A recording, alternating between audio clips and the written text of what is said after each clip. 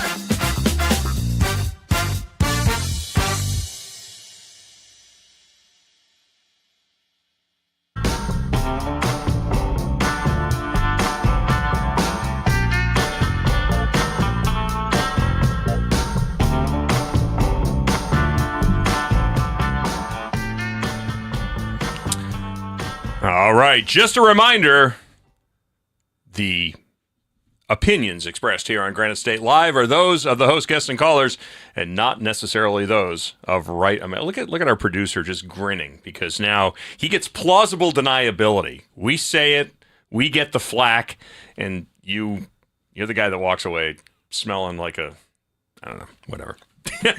There's our disclaimer.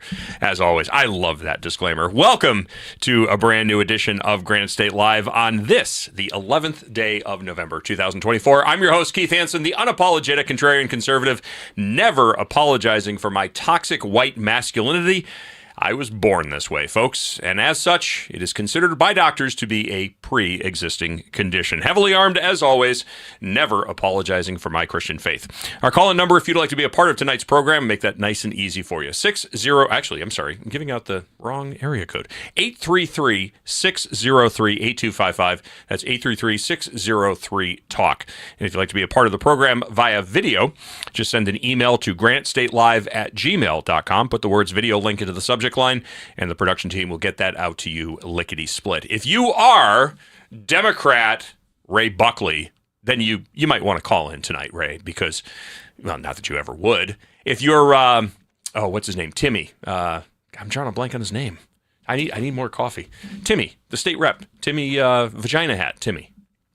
Tim Horrigan. Tim Horrigan. Hey, Timmy, give us a jingle. You're gonna want to talk about this one tonight.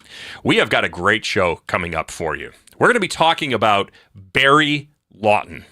Do you know who Barry Lawton is? Barry Lawton is the transgendered New Hampshire state representative who is now a convicted sex offender who is looking at 30 years in prison. And on that note, hi, I'm Julian Aciard, Blue Collar Intellectual, and today's episode will be sponsored by and fueled by the souls of dead babies, broken marriages, and Prozac, brought to you. Nah, I'm just kidding. That's Caller Daddy podcast in the Democrat Party. Today's episode is actually going to be fueled by copious amounts of caffeine and liberal tears. And I'm Julian Aciard, the Blue Collar Intellectual, here to shatter your preconceived notions, brought to you by the mainstream media and every one of your shit influencers that keep lying to you for profit. I owe you an apology. I got into a role, and I forgot to give you your segue. No, I'm good. I humbly apologize to you. No, that just came off the top of my head. I was like, this is perfect. I just went into a role, and I was so excited. I was so excited to see that New Hampshire Journal dead-named Stacy Lawton. Now, you may be confused. Who is this Barry Lawton? Barry Lawton is Stacy Lawton. Yep.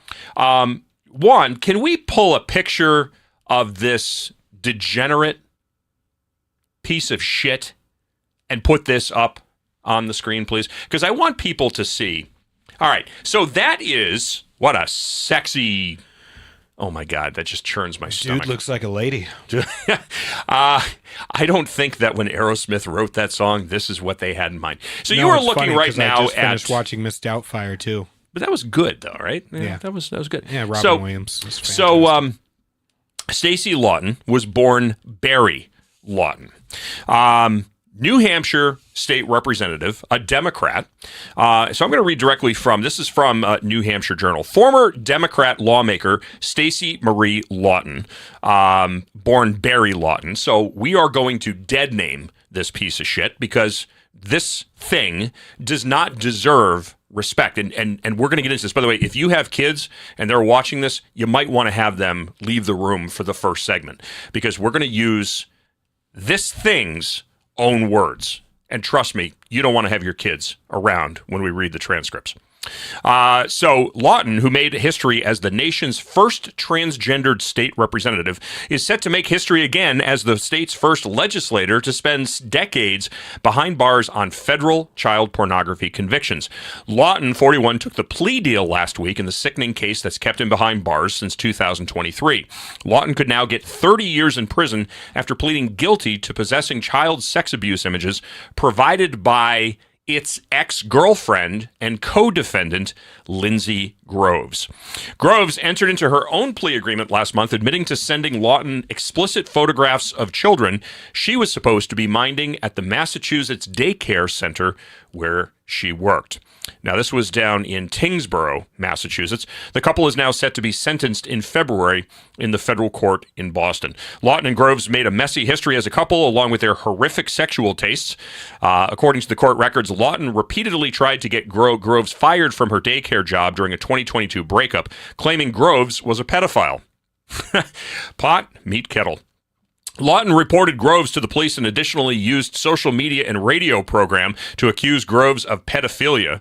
Those 2022 accusations were deemed false and ended up being part of a November 22 stalking case against Lawton that landed the Nashua politician behind bars weeks after his election to the House. Democrats waited weeks to finally push Lawton to resign his seat that December. But a year after Lawton's accusations were seemingly discounted, the pair were arrested for actual pedophilia. And according to court records, Groves had been texting Lawton nude photographs of children from her daycare in the spring of 2022 as Lawton mused about child rape. That was a disgusting piece of shit. Well, this is going to get better. And again, you don't want to have your kids, if you have kids around or if you're watching this program and you have kids, you're really not going to want to have them up. Can we get this? Can we get the first screenshot up here? So the very first one, this, by the way, is an exchange between Lawton and Groves. Now, let me set this up for you here real quick. Groves, who is an actual biological female, was in a sexual relationship with Barry Lawton, a.k.a. Stacey. Okay? So they were involved in this sexual relationship. Groves was an employee at a daycare center in Tyngsboro where she had unfettered access to children, basically a year, 2 years, 3 years old. Groves was taking very inappropriate photographs of children, and she was selecting the times that the children were going to the bathroom. Because if she took photographs of children when they were taking their pants off, putting their pants back on, it would be less suspicious and less likely to have attention called to that than if, she were pulling these kids out and just bringing them into a room and having them take their clothes off. Again, this is the kind of stuff that makes you really, really question humanity and makes you wonder why somebody like that isn't going feet first into the wood chipper. You'll understand at the end of this. So Lawton is soliciting the photographs from Groves, and Groves is sending photographs to Lawton. And then, of course, there are substantiating and supporting text messages here that go along with this. So I'm going to pull this up. I have these screenshot, and this is exactly what I had sent to Juan earlier today. So the very, very first screenshot. Now, this, by the way, is from the affidavit from the Homeland Security investigator. So the very, very first one starts off, and you'll notice at the very top, it says that they were in the last days of their relationship. Their relationship ends as of June 16th, 2023. Groves, I'm horny right now. Lawton, I was asking because I know we've had some back and forth, and I know we initially said we'd do nothing with kids ever again. All right, stop right there. Doing something with kids ever again. Julian, if I asked you, what does that imply? That they had done something with kids. That they had done something with kids. Yep. Okay. It's an admission. That is an admission. That is a de facto admission that something has happened. Okay. I've never used illegal drugs, so I can't say, well, I'm never going to use illegal drugs again because I've never done it to begin with. Exactly. Okay. So when somebody says, I know we initially said we'd do nothing with kids ever again, that implies that something was done with kids. And you said you were afraid that if we had kids, if they would go back and tell the parents the same with the kids you work with. Of course, this is a text message, so I'm trying to read this as closely as I can here. When I was trying to ask you, do you seriously see no problem with sex with children? Like I had always wanted to put my dick inside one of the little girls you work with. But you said they were too little. And then you said I could, so I don't know. I know you're horny. I'm trying to get clean, and I already have the hot water running baby. Groves says, I want to do it with the kids at work. Groves then continues on to say, then you can put your dick inside them. Groves, I wasn't being serious about the kids running back and telling their parents. Plus, I want to do it with kids who used to come here because they can enjoy it. Lawton, well, I know, but you were afraid that the kids at work might tell their parents, and we said we would do it if we knew we weren't going to get caught, and I was just wondering, like basically, you have no problem with that. Groves, you mentioned how I said I was afraid that the kids will run to the parents if we do it with them. I wasn't being serious. Lawton, okay, because I get concerned about that cause. I don't want to get caught if we do. Groves, I was joking anyway, and you took me seriously. Lawton, oh, I know, but I just don't want to get in trouble. I mean, I do want to do what we want because we like it, and we approve of it, but others think that this is wrong. And reading, insert commentary. No, you degenerate piece of pedophile shit. It's not that other people think that it's wrong. It is wrong. Other people recognize that it is the most evil of depraved actions, preying on a child.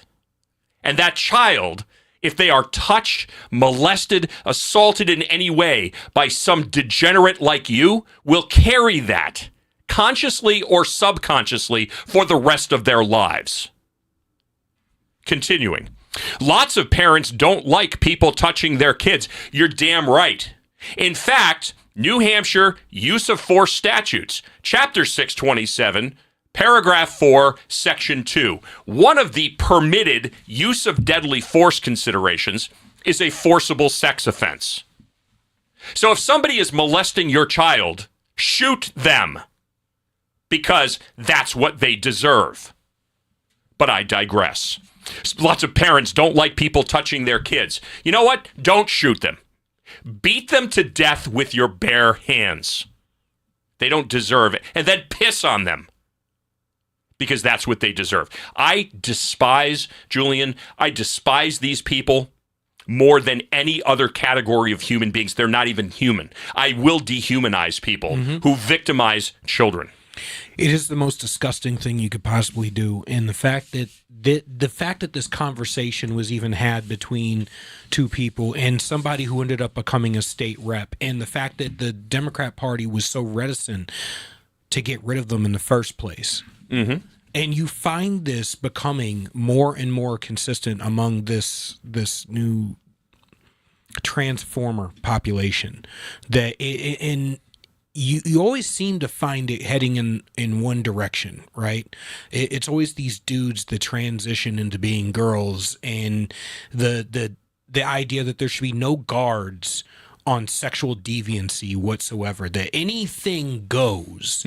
That in this, the reason we're here right now is, once again, unfettered validation and affirmation. The idea that if you feel it, you should be able to do it. Therefore, we stopped calling child molesters and child predators exactly what they fucking are, absolute degenerates. Instead, we started calling them minor attracted persons, as if this is something that should be humored as a part of polite society or society in general. No, you should be hauled out, you should be beaten.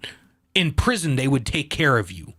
Well, I'm sure that, Lawton and Groves, I mean, now, obviously, Groves, being a biological female, is going to go to a female prison. Barry Lawton is not going to fare so well. But of course, you know that there's going to be, the prison classification system is going to have a legal obligation to protect him from other people who would want to do him harm. And I guarantee you that when this thing hauls its degenerate ass into a prison, they're trust me, they are going to be taking bets on who gets him. This guy winds up going to prison for 30 years. You know what? Good.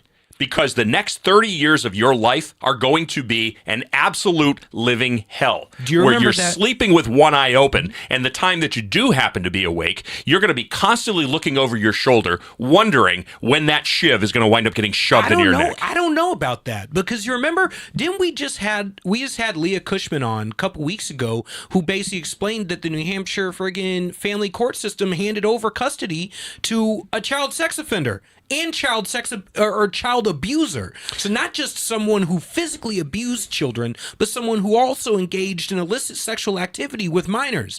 And had spent all of their fun time at amusement parks and birthday parties and places where kids congregate, in schools, in school plays, in fun family activities all around New Hampshire. Every single day since being let out. And that dude was initially convicted on a 20-year sentence, but got paroled because New Hampshire doesn't take this shit seriously. Well, in a case like this, I tell you exactly what's going to wind up happening. That Lawton is going to wind up serving his sentence outside of the state of New Hampshire. He's going to go somewhere else, and they're going to put him in administrative segregation.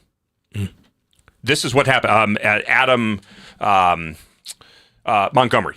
Okay, same thing. I think he's in North Carolina right now. He's not in the Concord Men's Correctional Facility in Concord. He's in North Carolina. Okay. Because there's a lot of people who would love to take a chunk out of his ass in prison. Well, you know what? You remember there was a video that went viral of an inmate being hauled out of, I think it was, the guy was serving life in prison. Got hauled back into court because he killed his cellmate who kept bragging about molesting kids. And the guy told him to stop or he's going to kill him. And he ended up beating him to death. If I remember correctly. I could only hope that something happens to this sick, degenerate prick and his female counterpart equally as brutal. And you know what? If it does, whatever inmate ends up doing it, I'll send you a fruit basket. Whoever takes this guy out in prison, let me know. $250 I'll put on your commissary. All right, go to page 9 of the affidavit, if you would, please. Juan, if you have that one. Do we have that one? Okay, there we go. All right, so it continues on here. And if you're not already appalled, I want to read this because I want this emphasized. I want you to understand this is what your Democrat Party supports.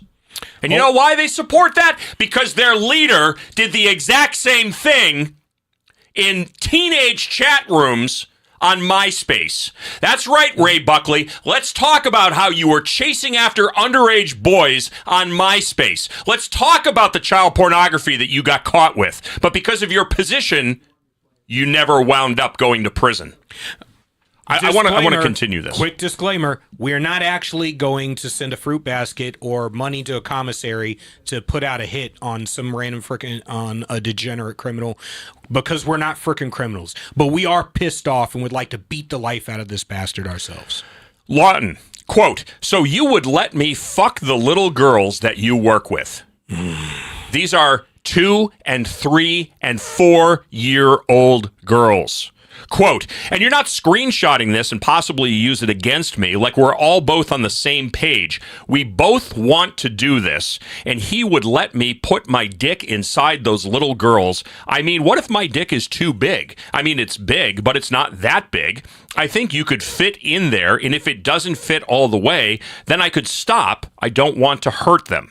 Groves, "If they want your dick inside them." Lawton, would you let the little girls suck my dick?" Groves, "It's their choice." On or about June 13th at 6:58 a.m., the following text message exchange ensues. Lawton, "Boy, it's a bummer, though I thought you were just kidding about the girls at work, but I thought that they were going to tell people and it would have been just the parents that you knew of the kids that weren't there anymore. And I also thought it would be okay to fuck them. I mean, if a dildo of my size can go in a girl that you were playing with, my dick should be able to comfortably go in the girls at work. But I guess what you said, we're only want me to rub it, so I guess that's what I'll do." Groves, "They want a dildo in them." A 2-year-old girl, that's what they want. Okay? Why are you giving me the why? Is this too much? Why is this too much? Why is this too much? People need to know this is what's happening out there.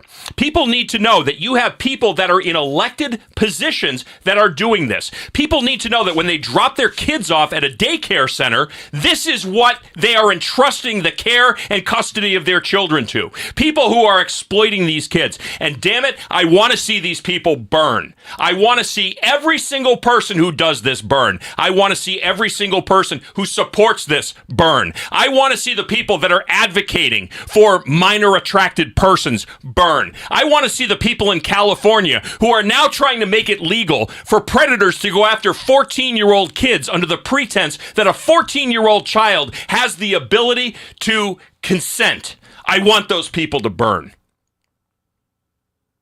What's worse, me bringing this up, or the people that are out there doing this and protecting these people? I'm not gonna lie. Just this entire conversation, it's disgusting. It just but you know what? It wrecks my soul. Here's the problem: if we candy coat it and we don't stand up against it and we diminish the severity of this, then guess what? These people are permitted to continue what they do. And you have special interest groups. Ladies and gentlemen, when we talk about the LGBTQIA+, what do you think that plus becomes? What do you think that plus represents? Do you realize how long and for how many decades that the pedophile society or the pedophile groups in this country have been advocating to be embraced by the LGBT community for the purposes of protection? Think about it from this perspective. If you criticize a Muslim in this country, you're not looking at the individual aspects and the individual behaviors of that person. It becomes a sweeping indictment of the group as a whole. And then the full force of the Muslim special interest groups come now on the person who is making those allegations. It's the same thing. That the pedophiles in this country have recognized what powers the LGBT community has had, and they want those protections. They want to be legitimized, not as a criminal sexual deviancy. They want to be legitimized as a sexual preference. As a heterosexual man, I am attracted to women. That is my normal. A gay person attracted to a person of the same sex, that is their normal. And the pedophiles want to be recognized as simply having an attraction to something or a group of people that is societally and sociologically non-conventional. And they want the protections. So, yeah, are you offended? Great. Don't be pissed off at me because I'm reading somebody's words. Be pissed off at the person who is reading this. Be pissed off at the person who is writing this. Be pissed off at the person that is exchanging these text messages with somebody else for the purposes of procuring kiddie porn. And then who supports them? And who votes them into office? And who protects them? Your Democrat Party. Now, do you understand why I use the word Democrat like I would a pejorative or any other slur? Because they're degenerates. All right, well, we're going to put a wrap on that. Coming up next, the Democrats shut down why a socialist sweep should scare you. Interestingly enough, Mondami's election in New York now paving the way for a whole generation of young, stupid, vapid, brain-dead Democrats to seek their position in office. We're going to have that conversation with Drew Allen when the Granite State Live program continues. Don't go away.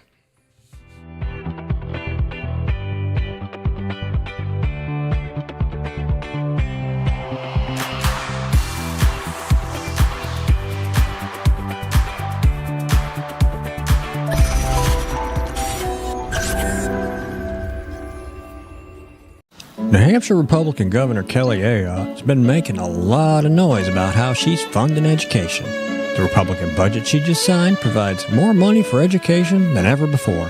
She even bragged the other day that New Hampshire is top 10 in the country when it comes to funding our children's education, as if giving money to school systems has anything to do with learning. If you look at the math, and if you got schooled in New Hampshire, the odds are good it's not your best subject. It's the exact opposite. The more money we throw at schools, the less kids learn. We're committed to wasting money on an experiment that failed, unless wasting money to drive parents to homeschool their kids was the goal. We prefer to pick on Democrats, lower hanging fruit and all that, but our rhetorical woodshed doesn't discriminate. If that sounds refreshing, you need to check us out. This is Steve McDonald for Granite Rock, and we'll keep shining the light on them for you.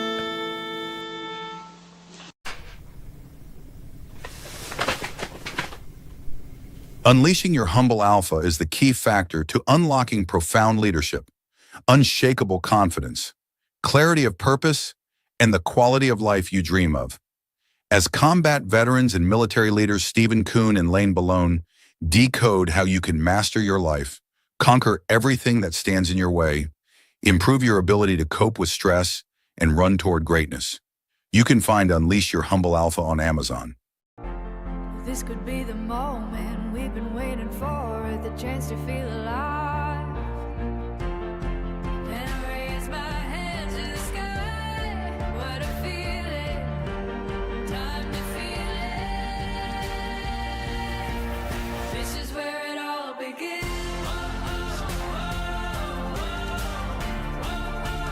This is where it all begins.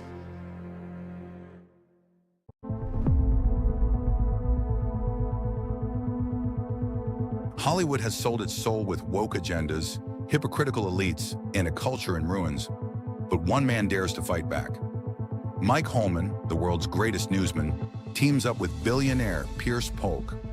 Armed with cutting-edge AI and unlimited grit, they infiltrate Tinseltown's underbelly, expose the rot, and launch an all-out assault on the media machine. Blockbusters, written by best-selling author Scott McKay. It's a satirical thrill ride to reclaim American storytelling and disrupt the oligarchy and ignite the spark of true culture. Because some blockbusters are meant to bust the system and save the silver screen, one blockbuster at a time. You can find Blockbusters in Amazon. Yeah, I know. Wait, I don't know. Yeah, you just stand up. Look at that. It's so sad.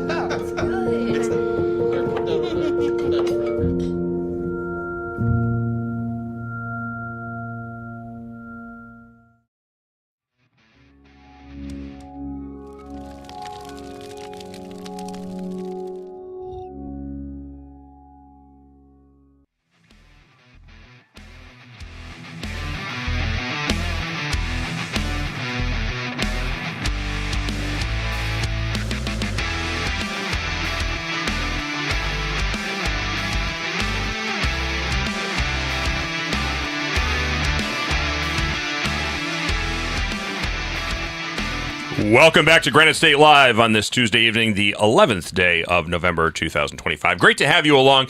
I kind of wish that we had a camera for the conversation that just occurred off camera during that commercial break. So I listen, I am the unapologetic conservative contrarian. I don't care.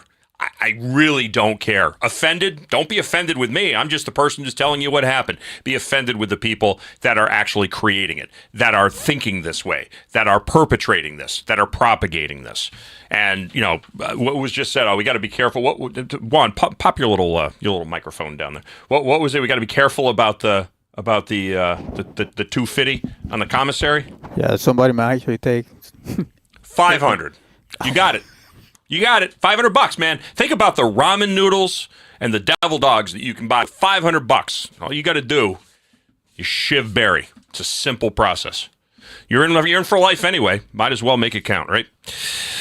All right. Has the shutdown officially taken place yet? I mean, is it over with yet, or is it? Are we? What are you laughing at? Well, according to reports, apparently, look at him. According to reports, apparently we have to thank Maggie Hassan and Jean Shaheen for being a part of the vote that, brought it, ended the shutdown. And I'm sitting there going, wait a minute. No. We're not going to sugarcoat this. They did what was politically expedient for as long as they could do what was politically expedient. So they held the line and they made their stand, and they got to be able to say that, they fought against the shutdown. They fought against the evil Republicans until finally they got to a point where they had to pass it because they know they're going to end up losing their seats and losing losing for the Democrats in New Hampshire. They did what was politically expedient. They didn't do it because they care about Granite Staters. They didn't do it because they care about the average American. And they had no problem putting the gun to American veterans' heads as we watch, our benefits and our paychecks and all of us. Because every time there's a government shutdown, it always comes down to, you want the government to shut down? You don't care about veterans. Yeah. None of you give a shit about veterans. You don't care about us anytime it's not an election season.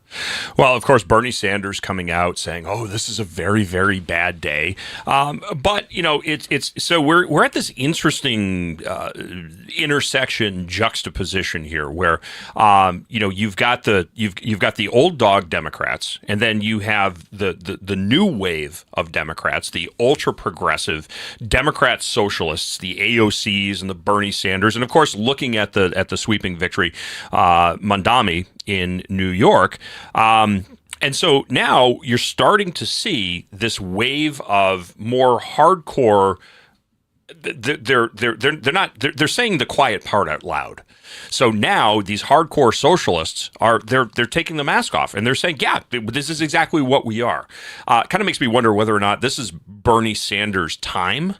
God forbid, God help us all.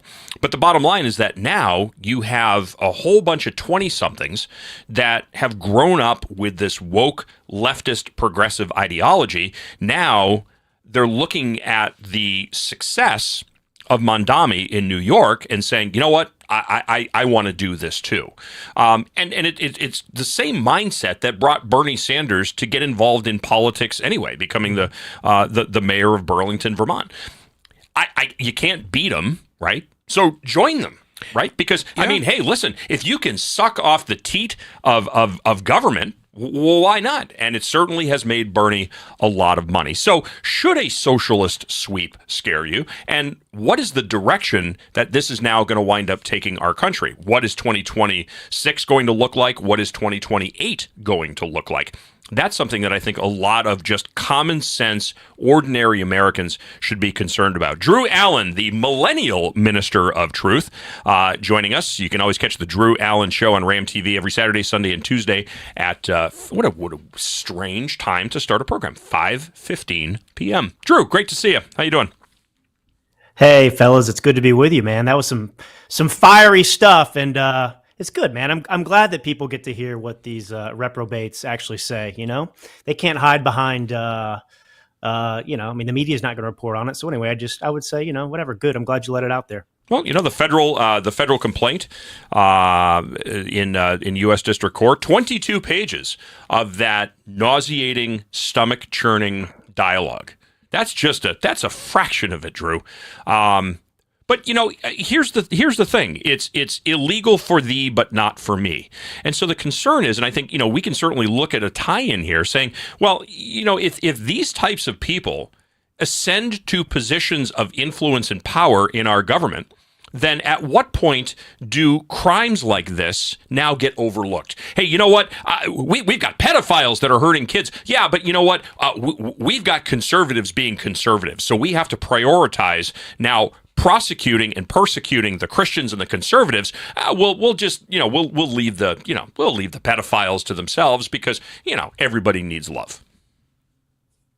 Well, I think there's another reason I think it's great that you're airing it is because, the left wants to make perception reality. So, the left is out there constantly calling Trump a pedophile and making all these outrageous claims. They use E. Jean Carroll, who's a joke, to accuse Trump of rape and all these sorts of things without any credible evidence whatsoever. And so the media dutifully reports on that without evidence.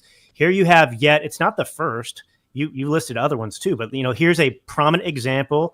Eric Swalwell campaigned for this person, and it's the most disgusting. I mean, this is what you get the death penalty for, no doubt. For this type of behavior, and the media is not going to cover it because they want to continue this perception mirage, right? That Republicans and the right and Trump, they're the disgusting cretins and reprobates. Meanwhile, this is happening all the time in the Democrat Party and schools around the country, to your point, and whatnot. So anyway, that's great. Take back reality.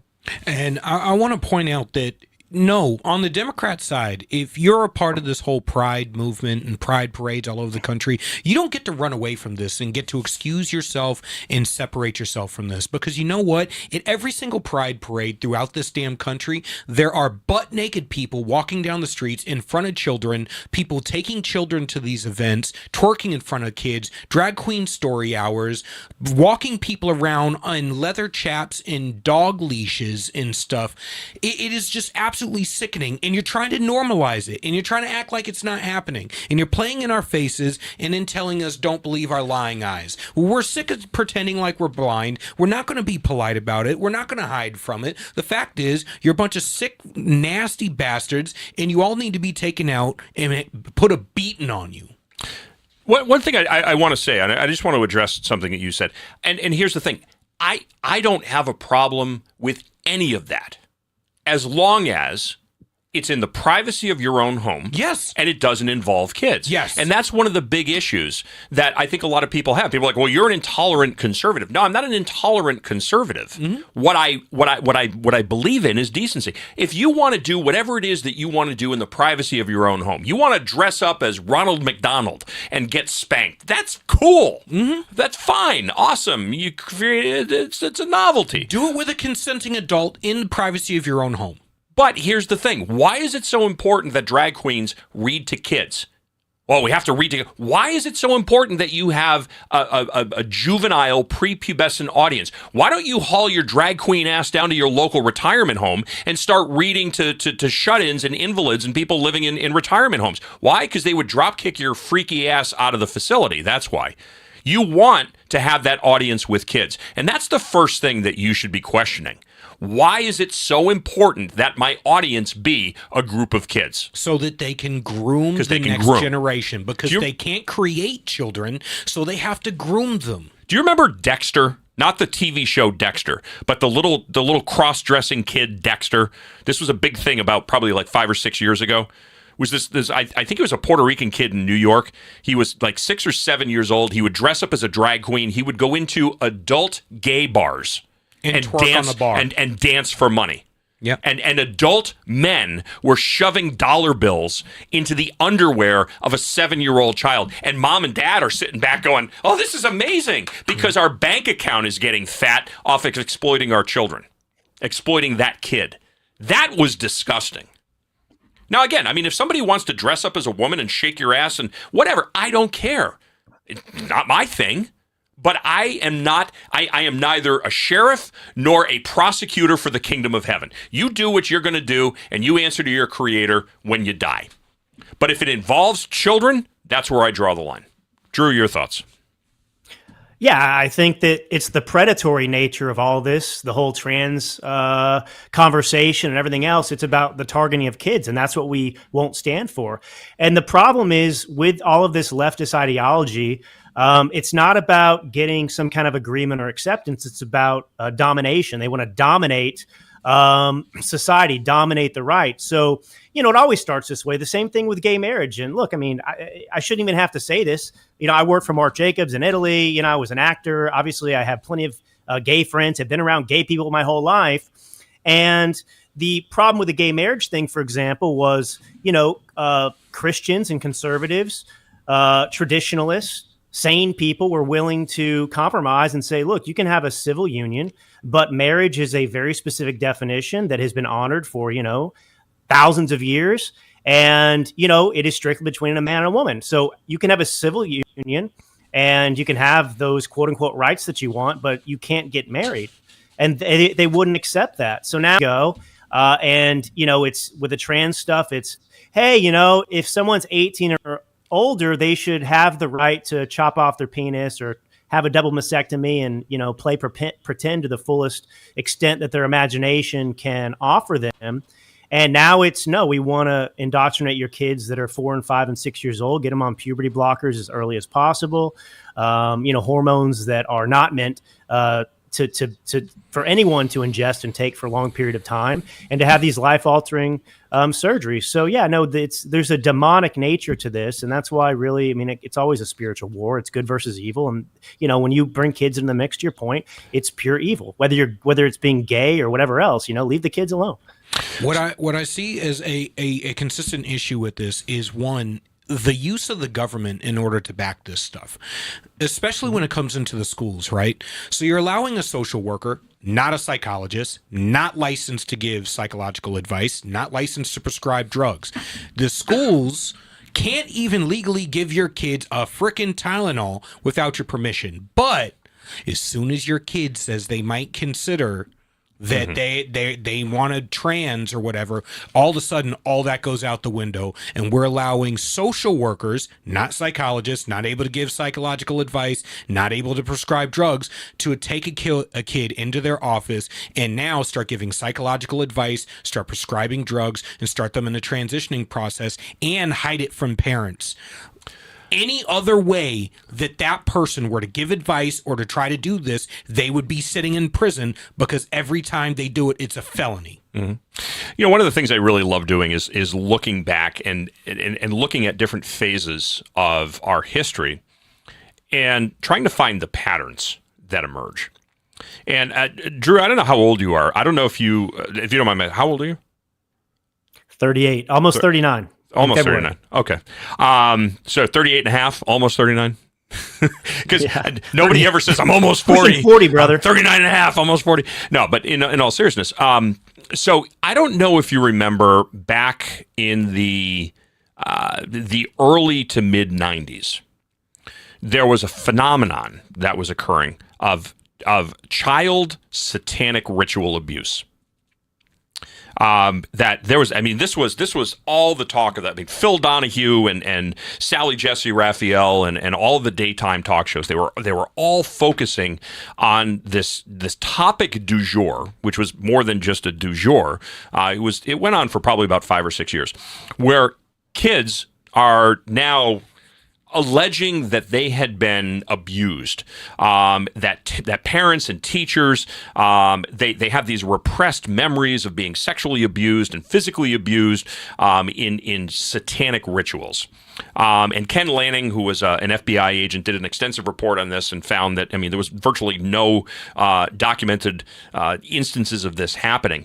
But what was happening was the psychiatric community at that point in time, if you had a child who was dysregulated, if you you had a child who was depressed, if you had a child who had anxiety, then it was, well, chances are that this dysregulation and anxiety is stemming from subconscious memories of having been ritually abused. And the parents and the teachers were the ones that were perpetrating this. So when you send your kid off to daycare, they're being brought down into the basement and, goats are being slaughtered in front of these kids, or grandpa was abusing you down there. And so the psychiatric community was looking at the parents and the teachers and saying this was a problem. And it was a big thing. I encourage people to kind of look back on that and look up, 90s satanic ritual abuse. Today, now, if you're dysregulated and you have anxiety, well, it's because subconsciously you have the desire to transition out of your birth sex into another sex. And so now the psychiatrists are actually working in conjunction with the teachers and the parents to bring this about. The psychiatric community is not identifying the educators as a perpetrator of the crime. They are complicit to furthering what I would say would be a criminal enterprise, which is to get kids onto drugs, get kids into programs that are ultimately putting money into big pharma and into the psychiatric communities. Because, of course, everything with a disease model can be fixed with a drug. Yeah, well, that's the danger of the left. I mean, it's so funny to hear them screaming about, us being fascists and all these things that they can't even define. I saw hilarious. I mean, it wasn't funny what they were doing, but a bunch of, Antifa, who I'm reliably told doesn't actually exist. Well, they showed up in Berkeley for the TPUSA event, and these people were, waving effectively the communist flag and shouting about fascism, not knowing that socialism, of course, is the root of, both of those ideologies, including Marxism. And, the left has to use the government to force their agenda down people's throat. I mean, it really is such an unholy alliance. And while they're screaming about fascism, they are the fascists. I mean, they're in bed with doctors, right? With these schools, with every entity that's necessary to groom these kids, and whether it's the transgender movement or whatever else it is. But, the difference between us and them, one of the many differences is that, for them, power is all that matters. I mean, that's their altar. And, the trans flag and transgenderism, that is a religion unto itself for these people. And so, when I hear these Christians out there that buy separation of church and state myth and all this, it's so pathetic because, the left invents this and concocts this because, if Christians just bow down and bend the knee and don't enter the fray because they think, oh, I can't allow my Christian beliefs and my philosophy to enter any decision that's made in politics. Meanwhile, Mamdani, the next caliphate's taken over, Manhattan, and he's looking forward to bringing in some more Muslim brothers in there to bring about Sharia law. So anyway, I think that people are waking up, though. You guys are participating in waking people up. The way people talk is different now. I think that we're past the political correctness for the most part. So on the separation of church and state, as we were talking about the New Hampshire Constitution on a previous episode last week, and we had discussed how the purpose of the education system within New Hampshire was to have a moral and pious population. But that was, at the time, the education system was private. It was being run by colloquial schools, private schools, so on and so forth. There was no separation, no conflict of interest between separation church and state, as in the government establishing a church or a religion or enforcing said church or religion, until the state started to engage in taxing the populace in order to fund public education through the state. And that's consistent throughout the entire country, from what I can see throughout the history of education in this country. Once the federal government decided to start, once the government started funding and taxing for the purpose of a government-funded education, that is where the conflict of interest between promoting and enforcing religion as a doctrine in the United States is the government stepped into the role of education in the first place. There was no conflict of interest before that. However, in the Treaty of Tripoli, which is commonly used to reference this just separation of church and state, the reason why we had made it very clear that we were not engaging in a religious war in the Crusades when we were engaging over in the Middle East and in previous wars in the past was that we are trying not to engage as a religious factor or de facto engaging in a treaty on behalf of all religious nations or on behalf of an entire faith. That was the crux of it. The separation of church and state is more about religious freedom in the United States, but it is commonly misread, is what I'm getting at. Well, no, and you know, there's definitely a robust conversation to be had about that. I mean, but you know, a lot of people interpret any influence of Christianity in our culture as a theocracy. That's not the definition of a theocracy at all. Exactly. And the separation of church and state to begin with isn't in our founding documents. It comes from a letter that Thomas Jefferson wrote, to the Danbury Baptists. And the irony of it is that the Baptists were a minority congregation, and they were fearful that other more prominent Christian congregations and denominations were going to target them with taxation because they had the levers of power in the state. And Thomas Jefferson was actually reassuring them that he was going to keep the state from interfering in their religious practice, not keep religious practice from being involved in the government at all. And obviously, you know, if separation of church and state were a reality, then it's very odd that everyone from George Washington up to Abraham Lincoln, beyond that, but just to pick some prominent examples that cover at least a good swath of our history, especially closer to the founding when people were very familiar with what this fear would be, there was no example of that. I mean, George Washington in his farewell address talked about how we all had a common religion. Mm-hmm. Gee, I wonder what religion was that? Was it the mosques? Was it Islam? Was that our common religion in the U.S.? No, it wasn't. It was Christianity. Mm-hmm. And, you know, obviously, Abraham Lincoln was very religious and spoke publicly about Christianity oftentimes. And so, you know, the problem is, though, what the left pretends is that they have their own theology. And it's statism, it's leftism, it's a religion unto itself. So obviously, any of your political beliefs or, you know, the way you run your life, the things that drive you to make the decisions you do, morality itself, it has to come from somewhere, whether it comes from Christianity or, you know, Marxism or communism or, you know, these different isms out there. That's going to influence your decision. So, you know, Mamdani is going to be influenced by his Muslim faith.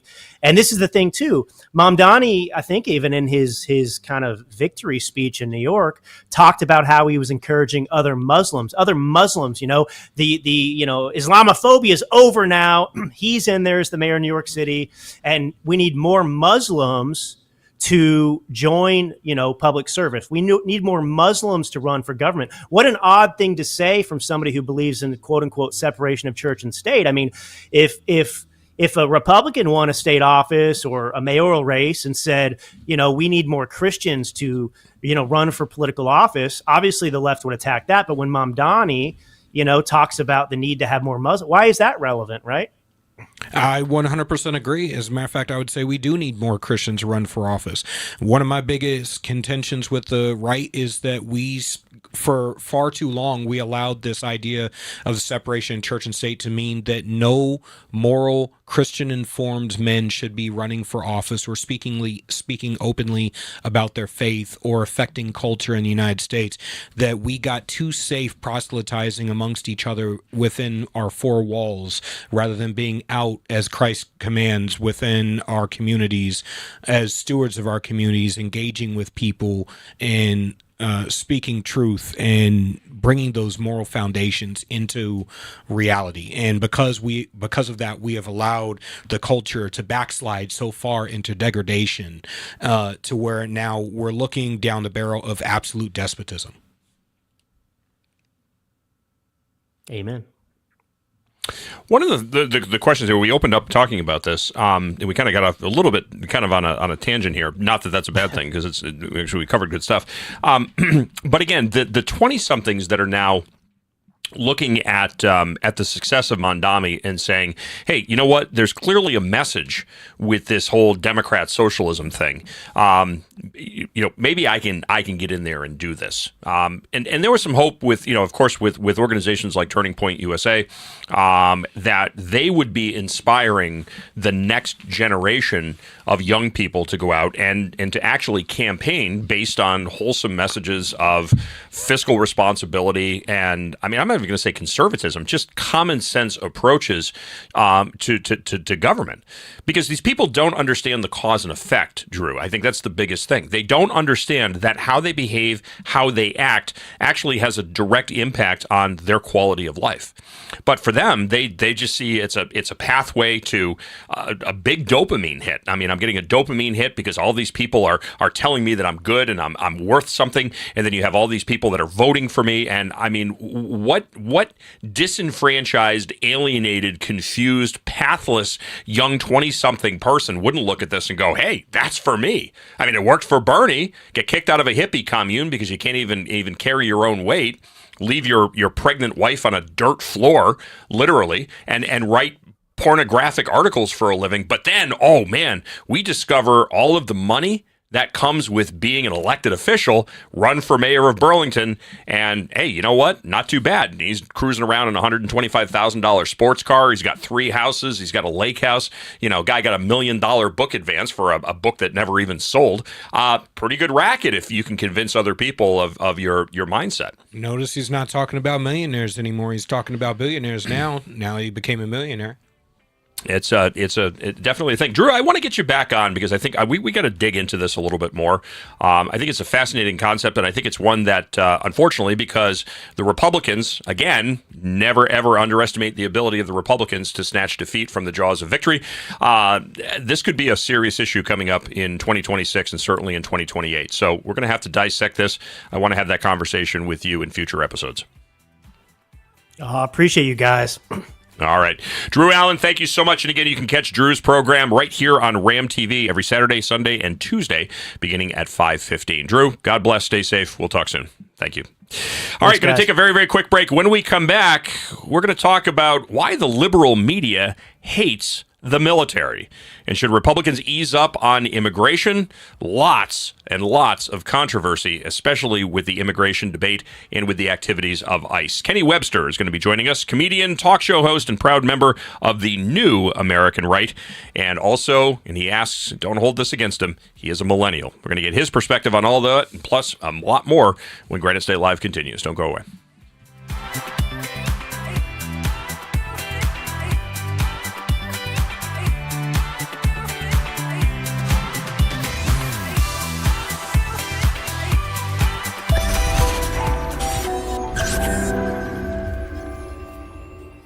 New Hampshire Republican Governor Kelly Ayotte has been making a lot of noise about how she's funding education. The Republican budget she just signed provides more money for education than ever before. She even bragged the other day that New Hampshire is top 10 in the country when it comes to funding our children's education, as if giving money to school systems has anything to do with learning. If you look at the math, and if you got schooled in New Hampshire, the odds are good it's not your best subject. It's the exact opposite. The more money we throw at schools, the less kids learn. We're committed to wasting money on an experiment that failed, unless wasting money to drive parents to homeschool their kids was the goal. We prefer to pick on Democrats, lower hanging fruit and all that, but our rhetorical woodshed doesn't discriminate. If that sounds refreshing, you need to check us out. This is Steve McDonald for Granite Rock, and we'll keep shining the light on them for you.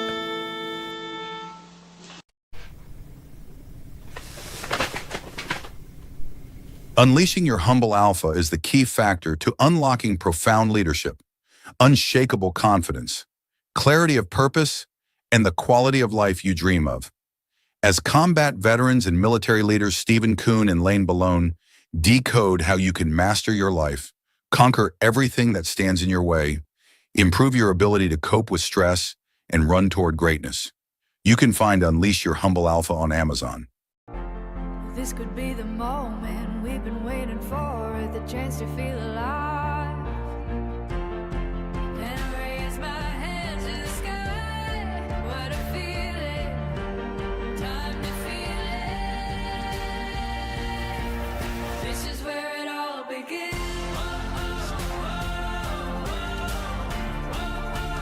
This is where it all begins.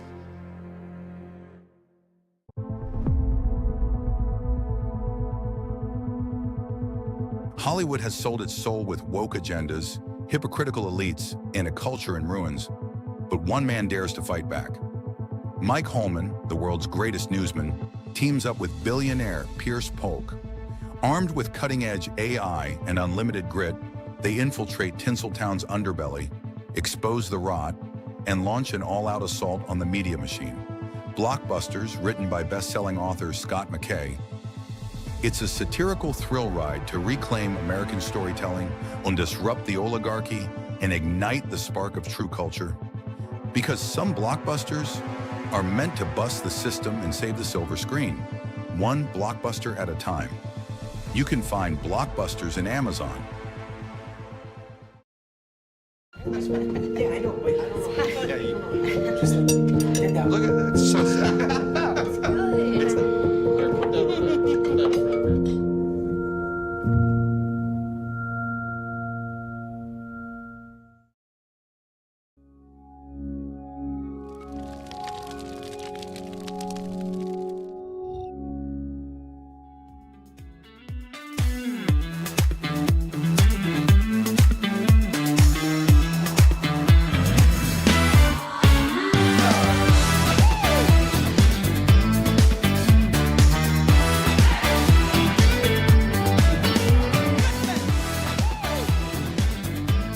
Welcome back to Granite State Live on this Tuesday, the 11th day of November 2025, hour number 2 of the program. Great to have you along on this Tuesday evening. You know, it was I was heading down 89 southbound today, going through, it was right around Warner in Kentucky, and I was noticing that I was, of course, I'm in the southbound lane, so I've got other vehicles that are coming down, presumably from further points north than what I was going.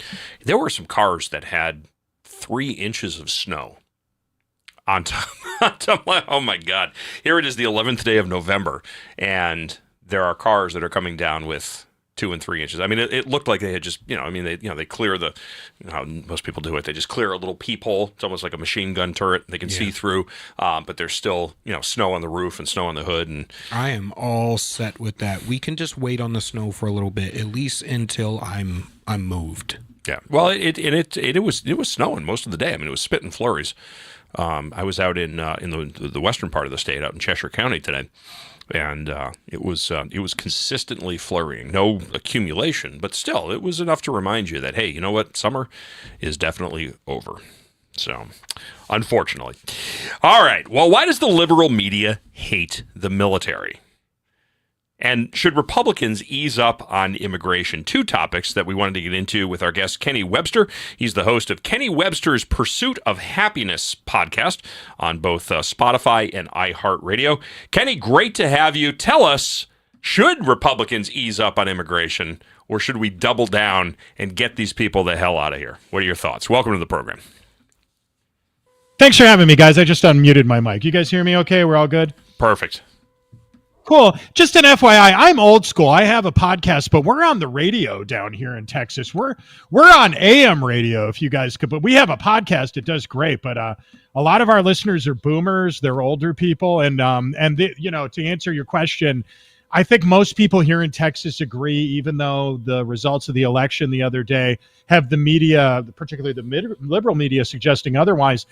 Easing up on immigration is not a good idea. Here in Texas, there is lots of crime and there are lots of criminals, and many of those people are connected to international narco-terror groups. And everybody's talking about the cost of housing right now in New York City. One way to lower the cost of housing would be to get rid of all the people that are not supposed to be in the country. I don't think 50-year mortgages are an awesome idea. I don't love that idea. One way to lower the cost of housing would simply be to get people that aren't supposed to be here to stop buying houses. And, alternatively, another idea would maybe get BlackRock to stop buying up all the houses in middle America, but that's another topic.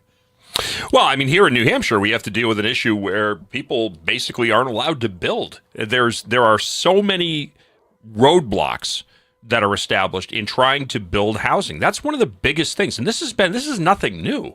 I mean, going back to 2017, the New Hampshire what's the publication, the business. Drawing a blank on it now, but the New Hampshire Business Review actually did a roundtable up in where Dartmouth College is. So that's what's called the Dartmouth Lake Sunapee region. So they had a roundtable with a whole bunch of stakeholders up there. They had Dartmouth College, Dartmouth Hitchcock Medical Center, all these, and they were trying to figure out why attracting talent to the Granite State here was such a difficult thing, and they were able to identify three key things. Number one, first and foremost, was a lack of affordable workplace housing. When people come here, you basically have two choices. You can either spend $5,000, $6,000 a month in rent, which again is fine if you're making a salary that would support a $5,000 or $6,000 a month rent payment, or you're paying $850 a month, where cockroaches and meth heads become what you're immersing yourself in. People don't want to live in Section 8 housing, but people can't afford, because the jobs that are here don't permit people. We got an open channel. We don't have the jobs that are supporting people to be able to pay, a $5,000 or $6,000 a month rent. So you have middle-aged working professionals that now have to get roommates as if they were college kids just to be able to afford housing. And try to build a house? Nope, you're not going to do that, because there are so many roadblocks in place that it makes building affordable housing for the workforce virtually impossible. Here in Texas, people have this belief that New Hampshire is the most libertarian state. And I think it's probably Nevada. It's probably not New Hampshire. But I mean, you guys do a lot great. I don't know. I don't claim to be an expert on New Hampshire. You guys know more about it than I do. But I will tell you this. Here in Houston, we don't have any zoning laws. And as imperfect as Houston is, and we have a lot of problems, one thing we don't have an issue with is expensive housing. Now, people that live in Houston will bitch and complain all the time. They'll say, oh, there's a mansion next to a church, next to a strip club, next to a crack house, next to a weed dispensary. But you know what? You could buy a 5-bedroom house here with a 3-car garage for under $500,000. And some people don't like the anti-zoning laws. I think at the end of the day, it works quite well. Houston is a little bit like a garden full of weeds. There are things growing in places where you don't like them, but everything's growing. That's a really actually good way to look at it. I got to be honest. I kind of like that descriptor. And in fact, Houston and the lack of zoning, that was something that came up on this very program here, because there was a push by certain Republicans to eliminate local zoning and put all zoning under the control of the State House. And I mean, we're talking a unbelievably contentious discussion, where, I mean, you had Republicans that were, we had a couple of Republican lawmakers that were literally screaming at each other, not on air, but here in this studio when we were during a commercial break, because they were so adamant about this. And one of the big concerns is that, what makes New Hampshire uniquely New Hampshire is the fact that certain things aren't allowed in certain areas. And I think, it may work for a municipality like Houston, but across the board as an entire state, would you see that as something that would necessarily work? Let's say that the same thing that was happening in Houston was now applied to the entire state of Texas. Would it work as well statewide as perhaps people have, and maybe it doesn't work, it's just become the new normal? I'll throw that up for consideration. Your thoughts?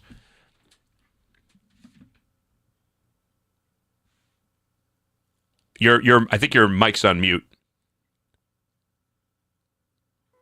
Sorry about that, guys. My bad. That's I don't okay. know how that happened. I don't know what the zoning laws are like in every city in Texas. I'll tell you, there's only a couple of places where housing is expensive. Austin, Dallas. I think I checked Fredericksburg. It's wine country. But other than that, for the most part, you could go. Texas is a big, wide, spread open place. And, we have high property taxes. Some people complain about that. But that is actually a symptom of the fact that that houses gain value here. That if you move to an area in the state where there's not a lot of people, odds are that will change in a few years. Almost anywhere in our state is a good investment. Now, Texas isn't as much like Texas as people think it is outside of the state. But I will say that the cost of housing is one thing that I think we mostly get right, at least outside of Austin, Texas, and Dallas, which not surprisingly are controlled by the far left.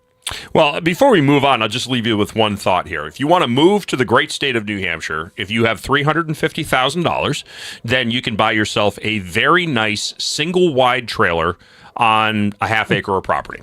And then on top of that, you can expect to pay $8,000 to $10,000 per year in property taxes on that single wide trailer on 1 acre of property. And that's not an exaggeration. Yeah, I believe it. I have a buddy that grew up in London, right? He's a little older than me. And right after World War II, he was growing up in London. The place was desolate. It was in ruins. Nobody could afford to buy a car. Everybody was riding motorcycles. It was kind of the early era of like the 60s, 70s, early era British punk rock was going on in London. Street thugs, the skinheads, all that stuff. And at the time, it was very hard for him to make a living there. He dropped out of high school, went to work at Lloyd's of London with education, and weirdly, with so much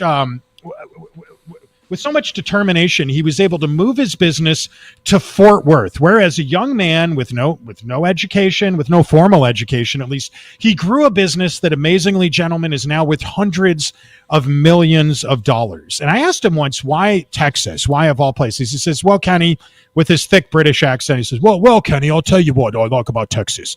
It's right in the middle of the country.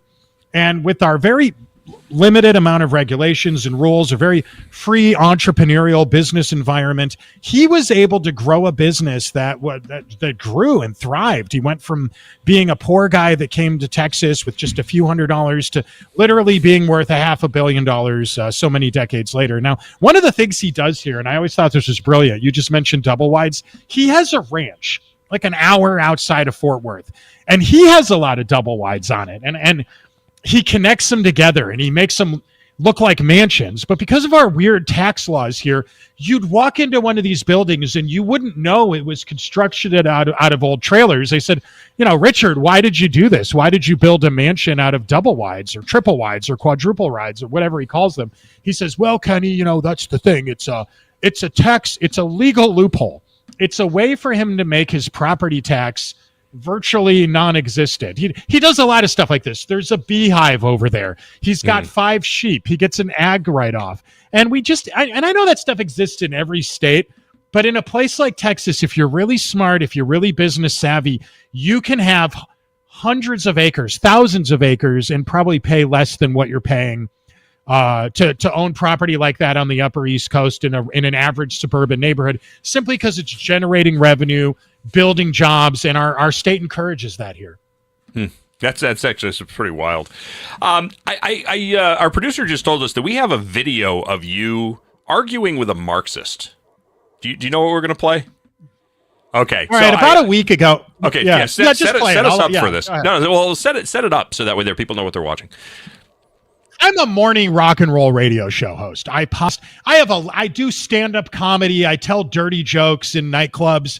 But when I'm not doing that, I'm kind of, I try to blend in. I go into the Trader Joe's. I go to the Circle K, and I just try to fit in. I live in the city. I'm in a high rise right now, and not far away from here, there's a giant park. It's about the size of half the island of Manhattan. Texas is just like that. Everything's big here. I jog around this park every day, gentlemen. I run 3 miles, 6 miles around the park, depending on how much time I have.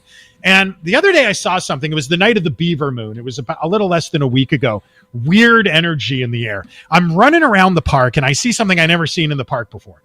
Houston is generally not a hotbed for political extremism. We have that in Austin. We have it in San Antonio. In Houston, we have the oil and gas industry. It's moderate politics here. There are jobs. Most people aren't angry. You won't find people on the far left, at least not loud, outspoken members of it. So as I'm jogging around, I notice these guys are standing there handing out paper newspapers. They look a little younger than me, right? And the paper at the top, it's almost like they were AI generated communists. Their newspaper said communist across the top, and they're passing it out to nobody wants to talk to them. So I mute my headphones as I'm jogging past because I want to hear what they're saying. And they're like, billionaires, F the billionaires. And I'm within earshot. Guys, I can't resist. I tell dirty jokes for a living. So I'm like, hey, I like billionaires. Billionaires create jobs. And I just keep running. And they start screaming obscenities at me. I turn around. I stopped my headphones, and I wanted to give them a chance to not embarrass themselves. I said, are you sure you want to do this? And they said, yeah, come over here. I take out this very phone. I hit record. I was like, all right, let's see what happens. And that's where the video starts. All right. So without further ado. Hey, what's up? We're down here right now with a group of people who identify as socialists. Now, communists. Any communists, even better. Let's count all the things the communists developed. Hey, the AK-47. Yeah. Let's do it right here. No, what's the point? You need those guys to help you? You want to talk to me? I'm doing it right now. I'll talk to Guys, I was doing something. I'm not going to follow you on an adventure. Do you want to have a conversation? If you're gonna be rude, the then AK-40. I I'm not going to be nice to you. You're a Marxist. You Okay. guys are the If you're enemy. gonna be rude, You I'm guys not are gonna- everything that's wrong with this world. You're parasites. You contribute nothing to society. You guys are bad people, right? Okay. Right If now, you're gonna right speak now you're about us covered that in way, clothing created in a corporation. I don't want to speak to you if you're What gonna is this? speak- You guys are engaging people. You I don't like wanna this? speak to you if All right, you're here gonna we go. be All right, rude. here If you wanna comes the leader of the book club. If you want to engage in You guys want to talk hey, to hey, me. hey, if you want to engage in an intellectual and This respectful is- conversation, I we- will have that with you. If you're going to come here and insult me, I'm not going to talk to I'm you. definitely. You guys are parasites. There's no way we're not going to insult you. Parasite. We please move to New York City, guys. Suck that Guys, it'll be orange great. cock You that guys. you love so, if What's you wrong? want to be You rude, contribute nothing. then you can go. You contribute nothing. No, I can stay here. This is a public park, right? if you wanna Hey, be how's rude, it going, guys? that's up to you. Look at this. Parasite, right? Tell me one thing that communism's contributed. There's nothing. We're going to look at the Bolshevik Revolution. The Bolshevik Revolution. So thousands of people killed, right? Millions, really, right? God, more than the Nazis killed, right? A great accomplishment for Marxists. That's great that they did. And then what happened next? And then what happened next? And then they killed more people than the Nazis did. Nazis. Killing Nazis. Right. No, and then they killed their own people. Mao, Stalin, Lenin. These are not good guys. These are bad people, guys. Follow Stalin now. Guys, this is what everyone says. They say we're going to build the utopia. It's going to be different this time. What they're saying is, this is no. You cannot put your finger in my hand. This is the benevolent dictator. Look at this woman who's never built anything or designed anything or done anything in her life. She's going to create the utopia, guys. That's what every arrogant leftist leader says. And then what happens? And it's More funny death because than the you're just Nazis. insulting. You have no intelligence. Do you want to keep weak? Yes, of course. I'm giving you Bye. basic history. Have a good The day. the AK-47. Have an What? amazing The day. Bolshevik Revolution? That's not an accomplishment, guys. That's just violence. We're not going to engage in bullies. No, bullies. There's 5 of you. There's 1 of me. You wanted to talk to me, loser. Enjoy your communist newspaper. You're incapable of having an move to New York City, guys. Find a Trader Joe's that works as well as the DMV. Enjoy. With me, I would be more than happy to have that with you. Lady, your IQ is lower than your body weight. Get What out would of be here. the point? Get the fuck out. Goodbye, everybody. Move to New York City, guys. You'll love it. You'll love New York City, guys. I give you credit for wanting, I guess, to try to have a conversation, but did you expect anything less? Oh, that was exactly what I thought was going to happen. Okay. I was prepared to have a polite conversation. I asked a pretty straightforward question, and her immediate response was, follow me to some pamphlets or don't be rude to me. And as soon as she said something like, F you, suck the orange, whatever, they're talking about Trump. They can't defend communism, so it becomes about Trump. And I'll tell you, I'm farther to the right fiscally than Trump is. If Trump's a fiscal moderate, guys, I think he moved the Republican Party just a little to the left. Mm-hmm. And weirdly, they didn't like that, so they aligned. Do you remember when they aligned themselves with Dick Cheney last year? They spent 20 years telling us Dick Cheney was a Nazi, and then the minute that Trump took over, pretty much a 90s Democrat, then 90s Democrat policies became what Nazis were. And then magically, weirdly, amazingly, they were okay with the Dick Cheney Republicans. They don't believe in anything. And when you don't believe in anything, you could say you believe in anything at the drop of a dime. So, we've spent a lot of time talking about the evolution of this from the 1950s, early 1960s literary postmodern movement, how this has we can call it progressed, but how this has morphed into what it is today. Certainly the useful idiots, and when you juxtapose the Maslow's hierarchy of needs up against these people. This is a person who has never done anything. I can tell you, neither one of those individuals, the beta male with the hat on or the female, most likely have accomplished nothing. They have built nothing. They have made nothing. Their net worth is probably nothing, if not negative. They're probably in debt because they don't know how government works. They don't know how money works. They don't know how the economy works. But these are people who now when they find solidarity with other people who are like-minded, they get that dopamine hit because now they're being validated and they're being told you're really good at what you do, and now they're seeing themselves and they're being put up on a pedestal as being revolutionaries and warriors. So it's feeding that need to be something more than what they are. And so I mean it's very, very typical when you look at these types of people to understand what their motivations are and what drives them to do and to be what they are. But the one thing that they're never going to do is, and this is because of the cognitive biases that they operate under, they are never going to be able to have their minds changed. Maybe at some point in time, if they have an experience that causes them to change their perspective, but they are never, ever, ever going to have a conversation with somebody and have their minds changed. They cannot deal with, and you'll notice the moment that you started to push back on her, now she resorts to name calling and innuendos, the sexual innuendos, all that. When you look at Graham's hierarchy of disagreement, what are the lowest rungs on that? Name calling, tone response, and innuendos. And they go right to that because they cannot physically and emotionally, it creates discomfort and anxiety in having their perception of reality challenged. But because they cannot explain it, they can't rationalize it, and they lack the critical thinking skills to do anything with it, they literally start to melt down. And that's what you're seeing right there. Keith, I think you explain that in a really classy way. I just think they're dirtbags and parasites. You know, to me, these are just bad people. I'll also tell you this. I run around that park pretty quick. So when I saw them, I thought to myself, man, I could run 3 miles in a little less than 20 minutes. I wonder if they'll still be there in 20 minutes. Man, brother, I ran as fast around that park as I could to see if I could catch them one more time. They were not there. I defeated them. I don't know how I did it. I don't think I didn't think that what I said was that revolutionary or groundbreaking or mind-blowing. In the short amount of time that I talked to them, left and came back, They gave up on whatever it was they were trying to achieve. I don't know how I did it, but well, just enough name calling and facts, and they went to bed after that. You could take credit for that, or maybe it's because the text message came through. Mom told them that the hamburger helper was ready to get home because dinner was on. So, interesting thing here, and our producer Juan just threw this up on the screen. I want to have you put this up, Juan. 20-year-old communist wins Ithaca City Council seat. Hannah Schvetz, a 20-year-old Cornell student, won Ithaca's 5th Ward Common Council seat on Tuesday, defeating independent GP Zarenda. I don't want to be accused of being an anti-Semite here, but Schvetz seems to be probably a Yiddish last name. How is it that a person of presumably and ostensibly Jewish descent, it becomes a communist?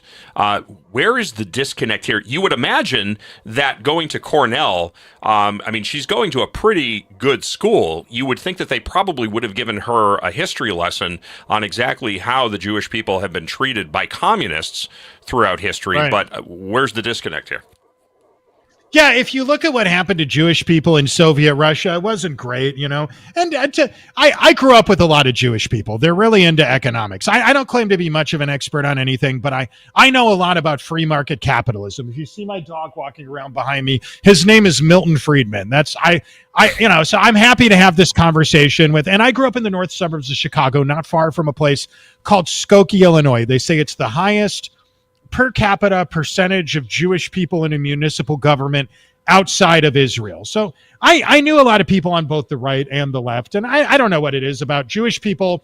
Some of them like free market economics. Some of them seem to like Keynesian economics. But one thing I have found is that very rarely in a far left or far right society, whether you're talking about fascism or communism, are Jewish people treated well. They've historically never been treated well anywhere. I think as a society, we do a good job of explaining to people why fascism's bad. Mm-hmm. Communism is nothing more than left-wing fascism. That's all it is. In fact, we often make this point that, they'll say politics is left versus right or authoritarian versus libertarian. If you really think about it, it's a circle. If you go far enough to the right, you end up again back on the left. What is the far left and the far right? How different are they? They're not that different. If you think they seem to hate the same people, they seem to be. They both are obsessed with censorship. They're both obsessed with telling you capitalism's evil and the government should control the healthcare industry. And what always happens when the government gets involved in healthcare, when the government tries to regulate the economy, when the government tries to control the to our speech, those things always produce much worse consequences. It's not that healthcare was perfect before the government got involved, or that people were saying things we'd all agree with, or that capitalism was perfect. But somehow, weirdly, whenever the government gets involved, it always becomes worse. And they understand that as it shifts too far to the right. They don't understand that as it shifts too far to the left. I think because as Americans or Western culture, we just have this very polarized way of looking at everything. It's either on or off. It's either black or white. It's either red or blue. But in real life, things are much more nuanced than that. I'm just asking the producer here to kill the music here for a second, because I wanted to bring one thing up. Go ahead. What I think is a dividing difference, and where you see a lot of people get cognitive dissonance, is but when you look at the cultural prescriptions in both fascism and communism, right? So the left, the progressive left, they want a libertine society where every amount of degeneracy is completely fair game, but they want their full communist government system. And then on the right, you want a religious based society, but they want all of the trimmings of that communist, price controlled, blah blah blah blah blah. And that's where the disconnect is my prescription for my social prescription for society is what I want, and I'm able to recognize, the left is able to recognize the economic problems over on the fascist right, but they don't like this, and then the right is able to recognize the economic stuff over here, but we don't like the social stuff over here, and we're perfectly able to call out the problems. It's almost as if it's like it's the buffet of government. We want a government that is exactly the way that we want it. You see that? I mean, that's a perfect way to describe Unitarian Universalism from a religious standpoint. Yes. I want God to be everything that I say he is. I don't want to obey God's word. I want to tell God what I think he should do and then live according to that tenet. Yeah. But what was interesting in that video was the fact that Beta Male with the hat on there, he went to a very classic argument, which was, the Nazis fought against the communists. And so you hear this all the time. Well, communism must be good because it was an enemy of fascism. Well, what was the Nazi party? It was the Democrat Socialist Workers' Party. That's the first thing. But again, that's a perfect example of an enemy of my enemy is my friend. That's why the Americans and the Soviets were able to come together to fight against the Nazis, because they had a common enemy in Hitler. Hitler was about to march across Russia and take Russia over. Russia needed, or the Soviet Union needed, the American army to defeat the Nazis. Otherwise, the Soviet Union would have become part of Hitler's map. But ultimately, what it boils down to is that, and we have to stop looking at it in terms of, well, this political party was against that party, so therefore it substantiates my argument. Ultimately, what it boils down to is the socio-political system that you are advocating, is it totalitarian or is it libertarian? Yes. Ultimately. Because communism, and which has never been achieved, by the way, it's just varying degrees of socialism, and fascism are all totalitarian. As conservatives, we recognize, or at least I'm going to speak purely for myself, I recognize as a conservative that the proper amount of government is the least amount of government. Yes.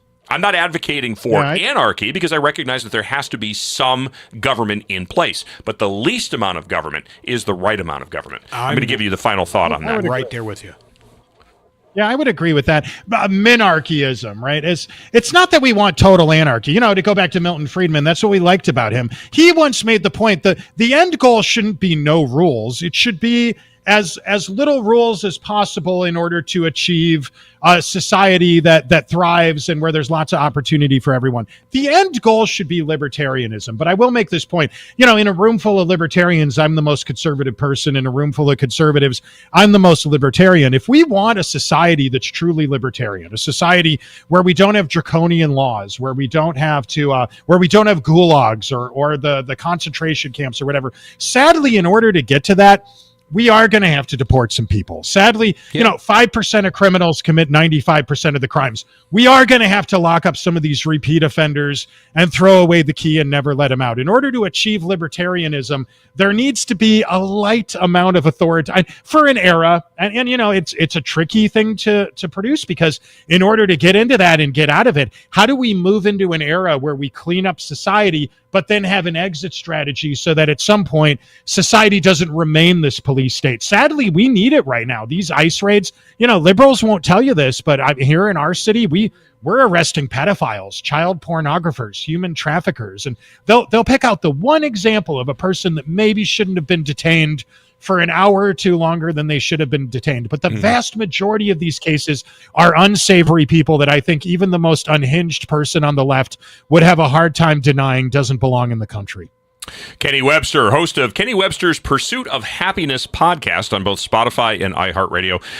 Hey, it was an absolute pleasure talking to you. Thank you so much for jumping on the program today. We're going to get you back on before I go, guys, I co-host a morning show called The Walton and Johnson Show. It's been on the radio since 1983. Legendary. Dozens of affiliates all over the South. Very funny. My co-host is a broadcast genius. His name's Steve Johnson. And, if you find me on X, there's links to all of our shows and stuff. You guys are awesome. I'd love to have you guys both on my afternoon show or my podcast sometimes. I love talking to you guys. We'll definitely get that set up. Kenny Webster, God bless. Keep up the good work. God bless, guys. Happy Veterans Day, gentlemen. And to you as well, too.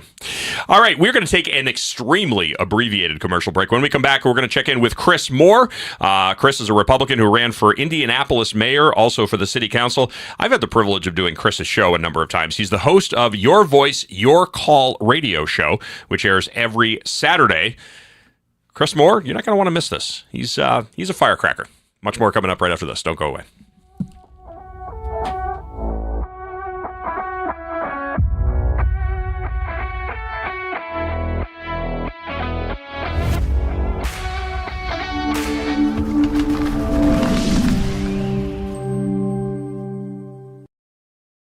New Hampshire Republican Governor Kelly Ayotte has been making a lot of noise about how she's funding education. The Republican budget she just signed provides more money for education than ever before.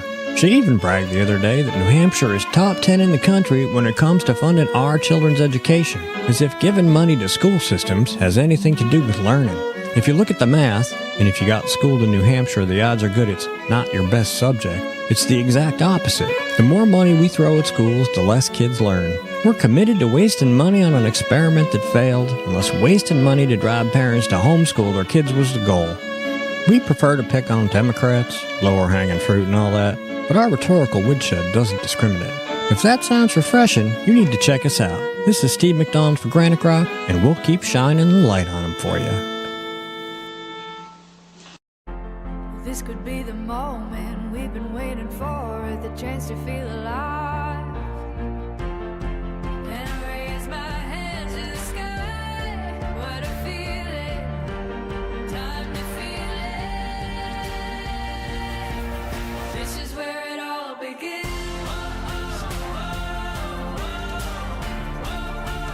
This is where it all begins. How do you know when you've made the right decision? It's the feeling you get in your gut. The one that tells you what's right or wrong. It's the one that says, sure, I can have a drink. Or the feeling that says, okay, I've been drinking. Now what? It's the voice inside you that says, I'm buzzed. Better leave the car when it's time to go. Plan ahead. Catch a sober ride. Buzz driving is drunk driving.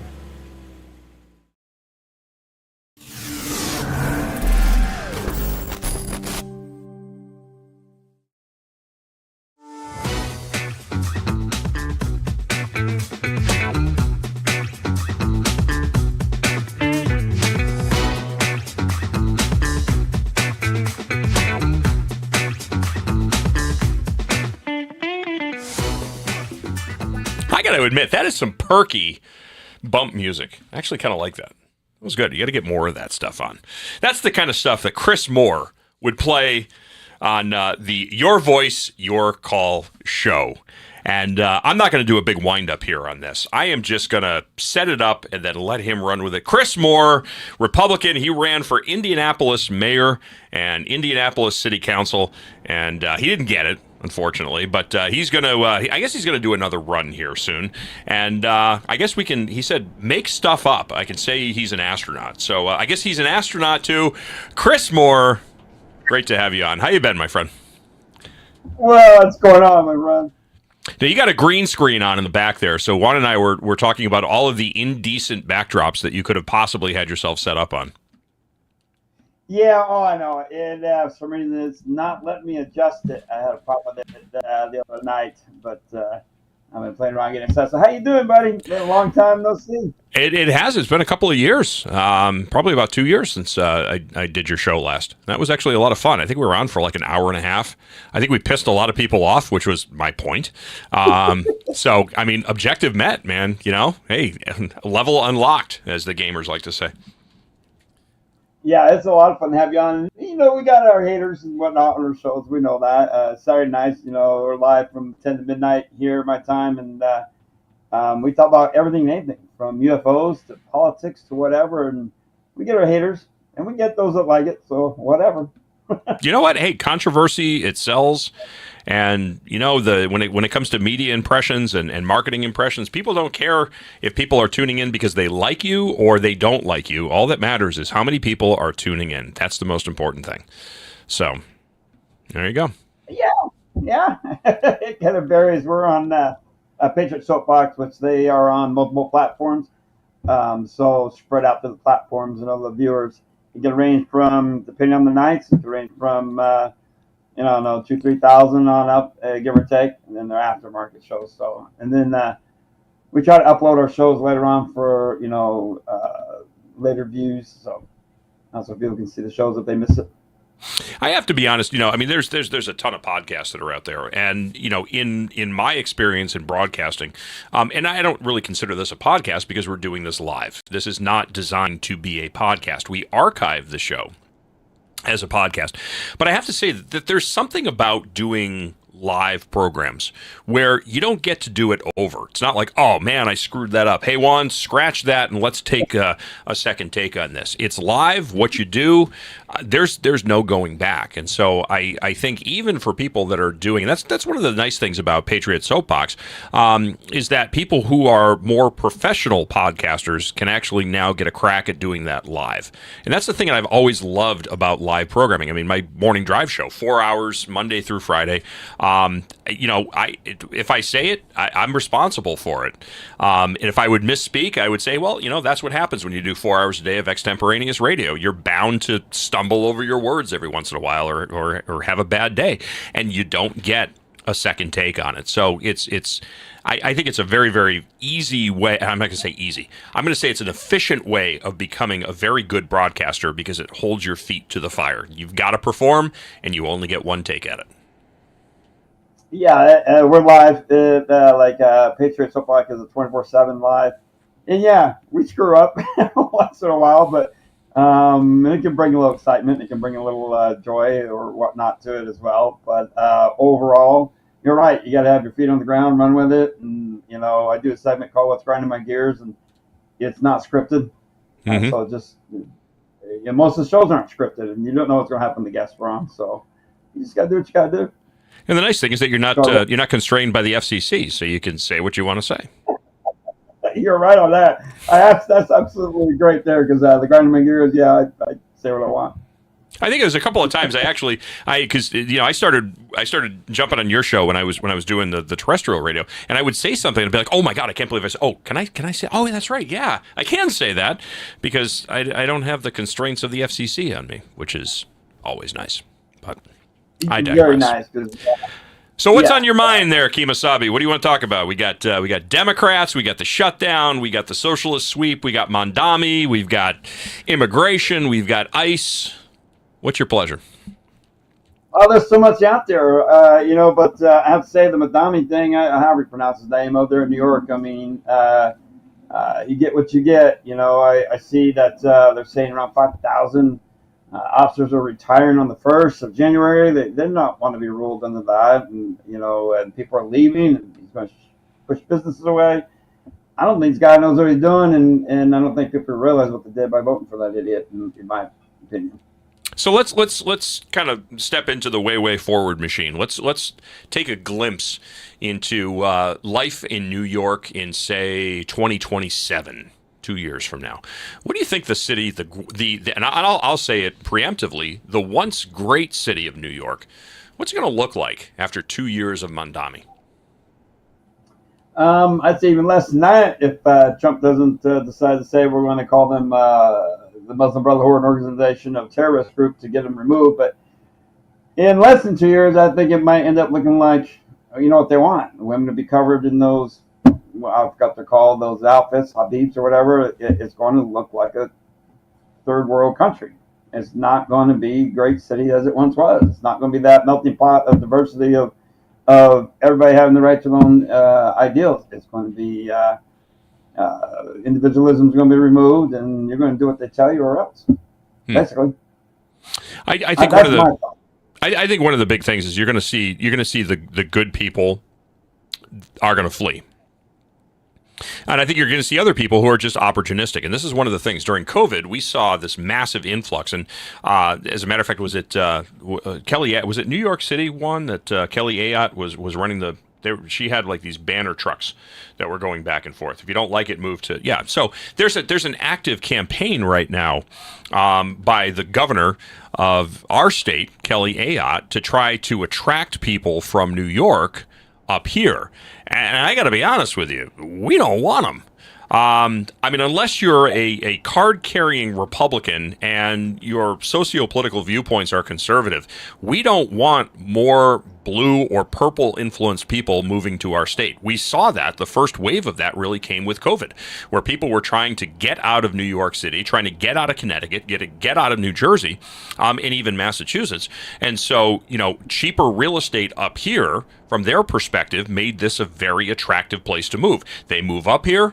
They don't leave their voting habits at home. They move to New Hampshire. They continue to vote like retards. And then, yes, I said that. And then, and then they sit back and wonder why. Well, the state's becoming more like what I escaped. Right, because you keep voting for the same idiots, you idiot. Yeah, 100% agreed. I mean, then you see some run to Florida or to Texas. But you're right. I mean, me from Vermont, I grew up there as a kid, so I love the area. I know the area very well. And when you see that thing kind of influx of retards, that's a good word to put it. It kind of, it's going to bring the state down. I mean, look who's in charge over there in Vermont, Sanders, and I'm just surprised there ain't any more retards there. If we're going to be honest. But I don't know. Maybe, like you said, if they left the stuff back home, and then if they move to the state, they got to realize we can't bring that with us because look what you just brought to New York now. We don't want that in our states. We don't want it here in Indiana. So, it's like, too bad. You voted for it, now you got to deal with it.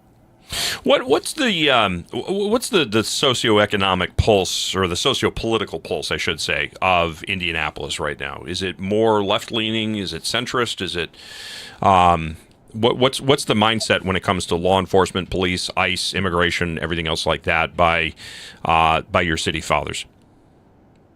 Well, for those who don't know, Indiana is a red state, but we have a blue city. And our mayor is a complete imbecile, along with, and I hate to say it because I'm absolutely devastated at it. We've got 6 council members of 5 Republicans, the rest Democrats, and actually I think they're rhinos. They turned tail on everything. I really think our city is more left-leaning than anything, although I think if it came to ICE and all that, I would say people in general be all right, but our government be like, forget it. Well, something's got to happen if things get out of control. Bottom line, I think in the blue, the way it's set up because of our inept mayor, inept prosecutor, and I'm going to say it, retarded council members. It gets really sad to realize that they turn their back on the Republican Party. Our party in this state is weak. So, there's nobody's strong anymore. They got a horrible chair who's MIA, and I don't know. More upheaval, more nonsense. It's just crazy.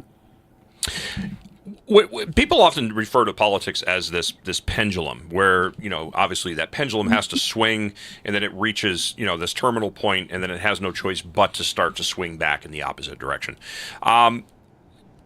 do you know, and a lot of people looked at it and said, maybe the Democrat Party and the progressive movement was starting to peter out. Maybe that pendulum was going to start to swing back. But now, when we look at the Mamdani, when we look at some of the other races that took place last Tuesday, and I think the perfect example was, the gubernatorial race in New Jersey, or the gubernatorial race in Virginia, or more appropriately in Virginia, the attorney general's race. Jay Jones wound up winning that race. Jay Jones was the person who was calling not only for the death of a political opponent several years prior, but was also specifically articulating death threats against the political opponent's wife and children.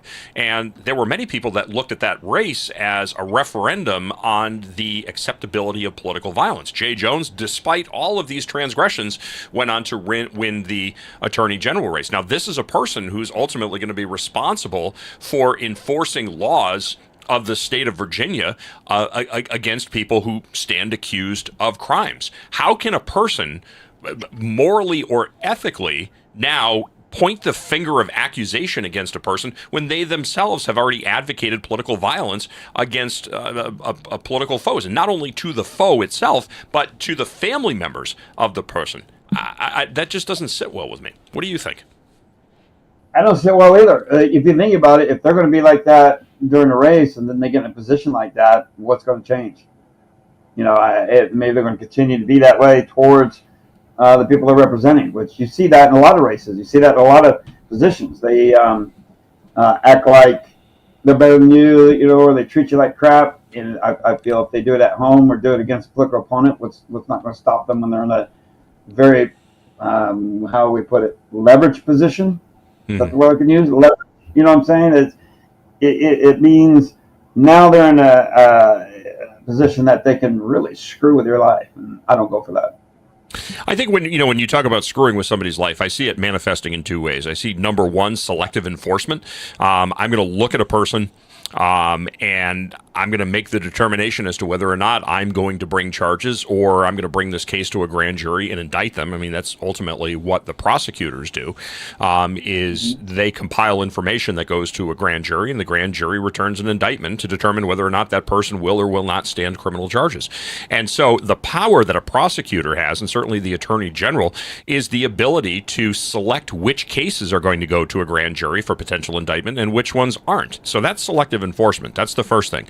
And then the second thing is kind of the flip side of that selective enforcement, which is now engaging in outright lawfare, where now we are going to accuse a political opponent of a crime and then go out and find the evidence that substantiates the allegation that we levied against that political opponent. That's what we saw the Biden administration doing and Biden Department of Justice doing. It was the weaponization of the government in a full lawfare attack against political opponents and conservatives and Christians and Republicans. So I just see that happening in a state like Virginia, where now you have a person of that ilk, of that mindset, who is in the position to make the determination as to who gets the attention of state-level law enforcement and who doesn't. Yeah, scary thought, isn't it? Like we see that, like for example, they ran for mayor. We saw that within the party too. People use their position to leverage. It's a big club and you ain't in it. You don't play by their rules. You get, if you're not being trashed on, you get pushed aside. Thank goodness I didn't get trashed on, but we got pushed aside faster than, Biden shit in his pants. You know what I'm saying? So when you look at these people using those positions to leverage their way in, or weasel their way in would be a good word, and the political stance of the party, you gotta look at it from the bottom up. Who's pulling the strings? Who's in charge? Because those are the ones that are doing what, everybody else is going to yes sir, no sir crap. I don't go for that. When I ran for our council in a prominent Democrat region, the goal was to get people that option to see there's better out there, and there's people who really want to do something for people, not the party. I didn't run for the party. Of course, that doesn't make friends at the same time, but I don't care. I'm not doing it for the party. But yeah, you're right. When you look at every position on both sides and you use that political strategy for left, and then they want to deny it with the evidence in their face, it's just bottom line crooked. I mean, politics is crooked. and good people like me or anybody trying to run and do things well, it's hard on them, and they use that their position to put you in your place, or make you look bad, and even though you're doing the best you can to look good. I guess that makes sense. I think the major problem with a lot of these big city races and a lot of these deep blue areas is that you find a lot of old establishment Republicans that prioritize being a part of the club or the ego game more than they want to win. It's more about the who's in the big boys club, the good old boys club, rather than whether or not we can actually save America, win the seat, and accomplish anything good for the people who elect us. And if it's an ego game, then you shouldn't be in politics in the first place. And that's the problem with the New York GOP. That's the problem with a lot of these big major cities. And on top of it, a lot of them don't get the state backing and don't get the federal backing to get decent infrastructure in order to win these seats. A lot of these seats are not, you're not going to win them the first time you run a candidate. And a lot of these smaller seats, city seats, so on and so forth, you need to run somebody for these seats every single time without failure with serious backing in order to make a long-term dent. The first few times, you're just going to be forcing the Dems to have to spend money. But later on, as you keep showing up and you keep having a presence and you keep giving people an alternative and a voice and remembering that you have to run for the seat in the area that you're running, which means, you're not going to be able to run a Caroline Leavitt in downtown New York City. That's just not going to happen. You have to run somebody who can actually win that seat, and that means, you're going to have to pick somebody who's a little bit more moderate, maybe a little bit less MAGA, but as long as they understand the electorate, they understand the voters, and they can pose a reasonable alternative to the socialism, the far left progressivism that we're seeing in a lot of these major cities, you're going to be able to make a dent as long as they get out on the ground and is not a social media campaign bent on personal fame or on just being a part of the good old boys club in that town, in that city. Oh, you're absolutely right. 100%. And it's nice though, our party chair, back at that time, when I met with him, he knew I was running for the council seat. The original party chair was running for mayor, actually offered me to take over a council seat and back out of running for mayor. In hindsight, I should have taken it, to be honest with you, because I've been on the council. But we were going, we were trying to make a statement by running for mayor. But long story short, if your chair isn't supportive, and that's what happened. He met with me and he's like, "Oh, we're going to support our incumbents, but then screw the rest of you." But they didn't run anybody on any of the other council seats, just the incumbents, and it was two of us running on opposite seats in different districts trying to help build that, and lost. But we didn't even get there any support, not even get our name, at least for me, get your name out there more so. I just looked him in the eyes. It's the same bullshit story he told me when I was running for mayor. So then our new chair is worse, MIA. So if you're not running people aren't going to know that there are better options out there. And when you're raising funds, that's hard enough. And so you don't have even the party doing the minimum. This so-and-so is running in this district. Here you go. He's a Republican or she's a Republican. Vote. It doesn't help. And then you can't get people out to vote. And then you got this nonsense Democrat crap going on, and they just don't care. It's hard to get that message out when you don't have a supportive leadership. So that's why my next run, we're not looking at Marion County. We're going outside Marion County. We got a lot of support outside of Marion County. So we're going that route. So this leads me to, I want to preface this because I want to explain this and qualify this so the average Republican understands. AOC won her seat with about 16,000 votes. She knocked about 10,000 doors in order to get those 16,000 votes. She beat an incumbent that had been in that seat, if I remember correctly, like 30 years. That guy underestimated her, and because he underestimated her in a grassroots game, she was able to beat him. We could have put up a candidate that could have got more than 16,000 votes in that general election in order to win. There are more than 16,000 Republicans in that district. Those Republicans had nobody to vote for. And a lot of the seats that we lose to Democrats around the country in a lot of major cities are because we don't even have a candidate on the board. And while often enough, we'll sit there and go, oh, well, you get what you voted for. You can't vote for somebody who's not even on the ballot. You can't vote for somebody when there is no other option. That's like saying, all right, you can choose option A or option B. All right, well, what is option B? We don't have an option B, but it's your fault for choosing option A. Well, you didn't give me an alternative, so this is what I got. So I'm now in a lot of these major cities, you're looking at the real game, the real election is not the general election. It's the primary, and it's the Democrat primary, because we're not even on the battlefield. The reason we've lost this country is because we're not even on the intellectual battlefield. The reason we lost the culture of this country is we're not on the cultural battlefield. The reason why we lose so many cities is because our ethos is to run away. We told American citizens for decades to run away from the cities. And then we wonder why the cities get bluer and bluer and bluer and bluer. Well, the Democrats, they came for your school boards and you ran. They came for your city councils and you ran. They came for the mayor's seat and you ran. They came for your state and you ran. You went to the suburbs. Guess what? They followed you to the suburbs. Then you went to Texas. You went to blue state or red states. And guess what? They followed you there too. They've taken over because our ethos is to run away and theirs is to constantly keep gaining ground. And guess what? The death, poverty, and destruction, the systemic racism that's really Marxism at its core has permeated. They've perfected their death, poverty, and destruction, and now you can't run fast enough, and they've gotten it into your children through the education system and popular culture. There's nowhere left to run. At what point do you sack up and start fighting? Mm-hmm.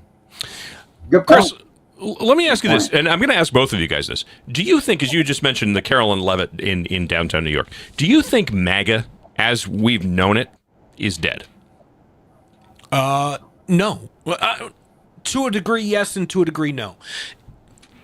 The problem with most MAGA candidates is it's not good enough to just be MAGA.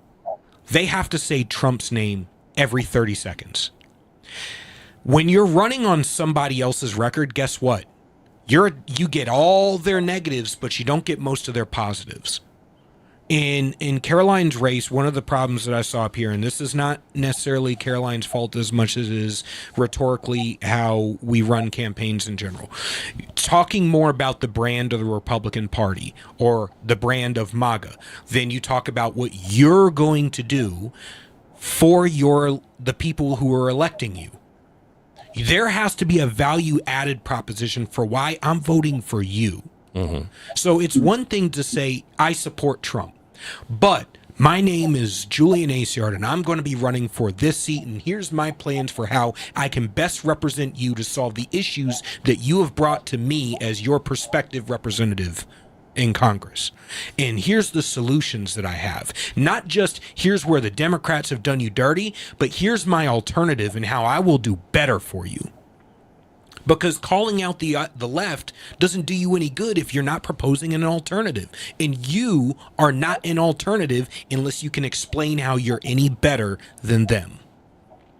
That's the problem. The MAGA brand itself is toxic if all you're doing is saying MAGA, MAGA, MAGA, MAGA, MAGA in order to make it through a primary, and then you have no message outside the primary.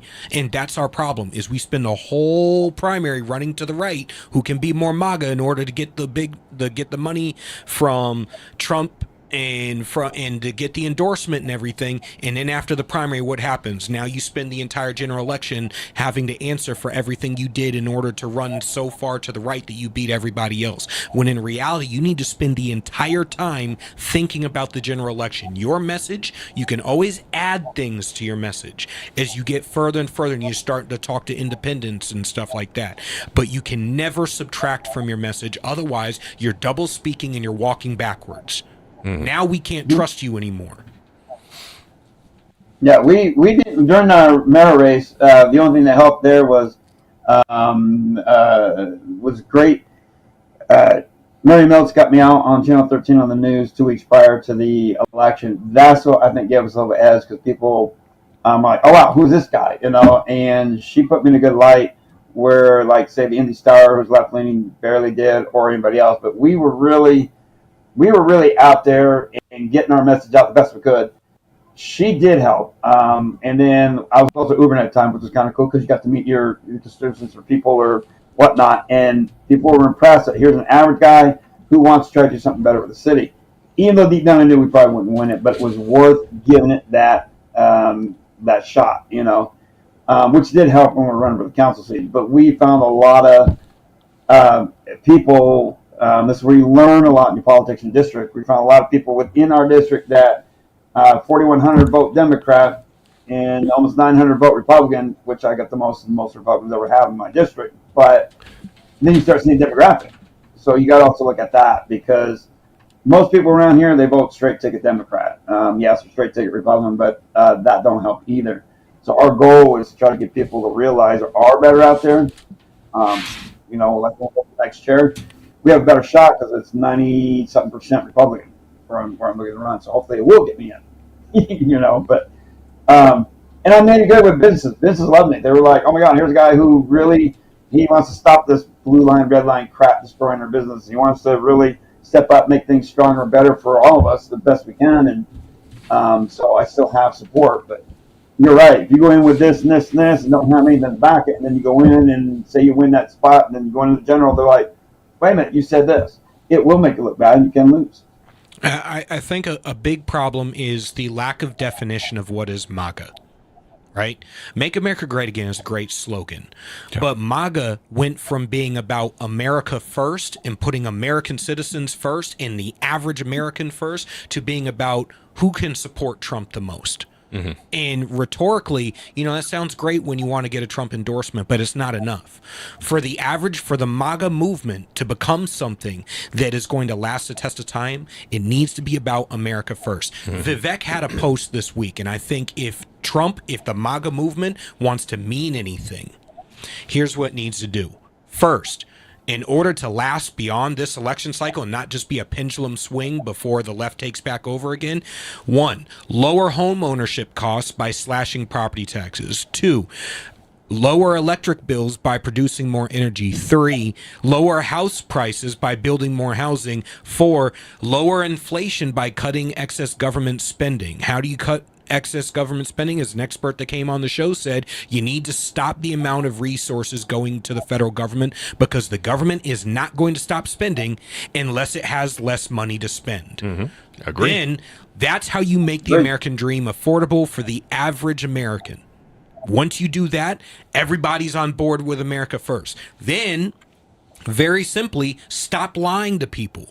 Stop putting foreign interests, and I mean all foreign interests. I don't give a shit whether it's Qatar or whether it's Israel. If you're prioritizing sending money to any country other than America, if everyone in Congress has no problem sending money abroad, but then we have to fight for it here as American citizens, if you're a Democrat and you're an American, I care about you. You're a Republican, you're an American, I care about you.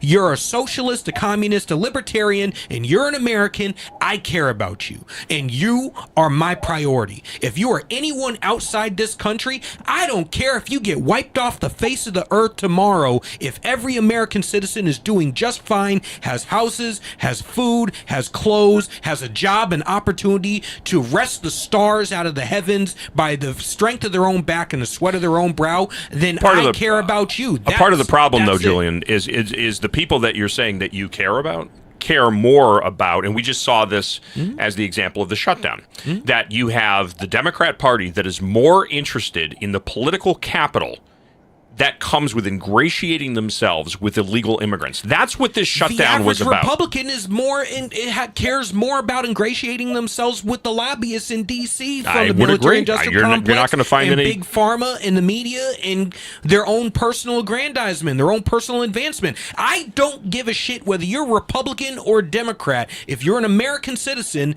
I want America to be great for all Americans. And we can disagree on the political prescription for America, but if I can get to a point where I can lower the cost for every American, guess what? I'm going to bring the vast majority of America onto America first, onto MAGA. If I can make school and education and houses and drugs and education better for every American, most people are going to join MAGA.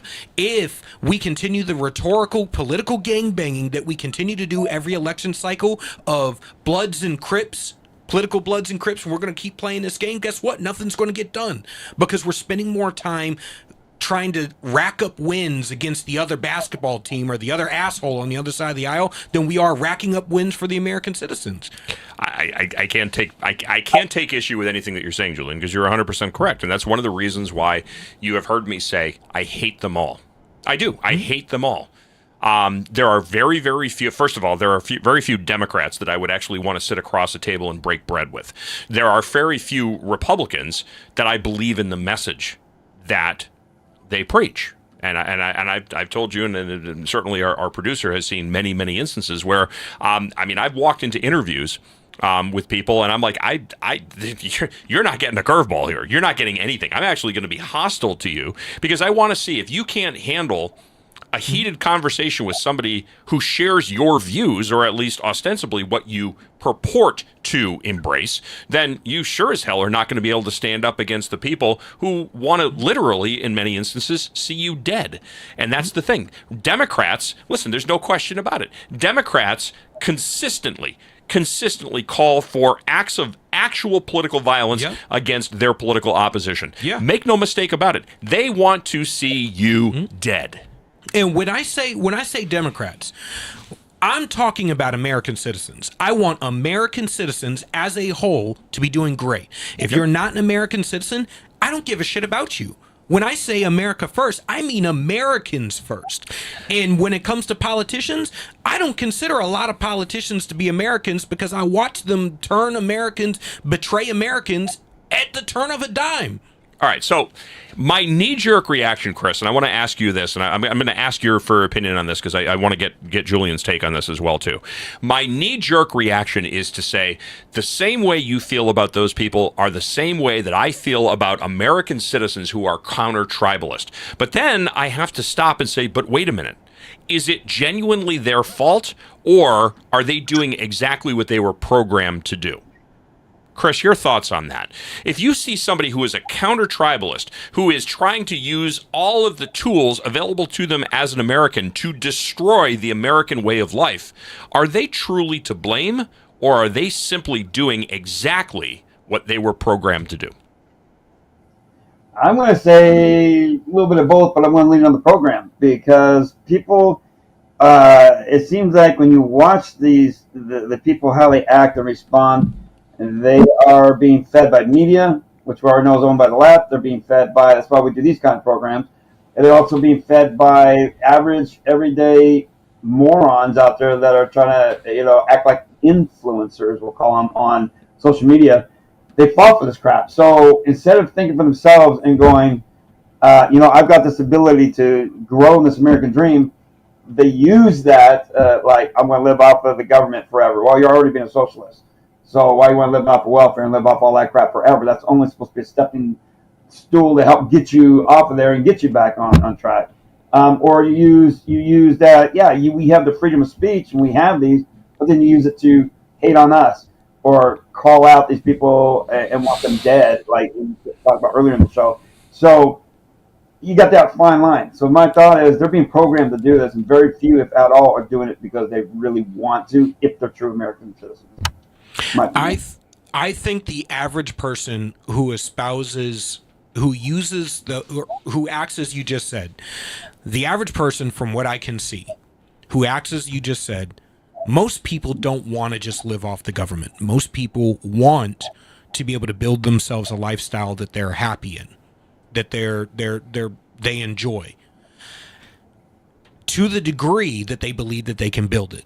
The left has spent 100 years marching through our institutions, through the culture, through the education system, and in every way trying to get a proletariat revolution. The fastest way to get a proletariat revolution in a society where there is so much opportunity is to make and convince people that the opportunity isn't there. Hide the rungs on the ladder to success so people will settle for government dole. And if you can disenchant people enough to where they'll accept what you have in your hand rather than accept all the possibilities that are out there and make them not believe that they have opportunity, you'll get the proletariat revolution, because you'll get the squalor, you'll get the dependency. So is it because America has not maximized opportunity, or Americans have not been allowed to maximize opportunity, that the argument that America isn't great is easier for the left to run with? Yes, it's a combination of both. I think that's exactly it. And as Republicans marketing liberty, marketing opportunity, why are we not the ones marketing opportunity? I very rarely hear Republicans say, I want great opportunity for every American. I want you to be able to accomplish the impossible. It's pretty hard to convince a person that America is bad when they're actually succeeding and winning and living the American dream. But I mean, the allure of socialism to a lack of critical thinking millennial, I can completely understand why they're a target audience for these people. We're coming up here on quarter past the hour. We went about 15 minutes over because I wanted to massage this topic adequately. Chris Moore, I want to thank you so much for jumping on. Chris Moore, the host of Your Voice, Your Call, every Saturday from 10 p.m. until midnight. For those of you who aren't old and go to bed at 8 o'clock at night on a Saturday. Patriot Soapbox Network, just Google that, and you can find Chris's show. Chris, always a pleasure having you on. Thank you so much for jumping on. Let's do it again soon. Oh, I appreciate it there, guys, and thank you. That's a great discussion. Yeah, check it out over there. You can find the PSP logo and 24/7 outlet. We're also doing Standalone coming up real soon. And Keith, I got to get you on my soon too, brother. Anytime. We'll definitely do it. Thanks, Chris. Take care. Be well. All right, Julian, great show. Thank you, as always. And to everybody, thank you for tuning in. Share your thoughts, granitestatelive@gmail.com. Good, bad, or indifferent.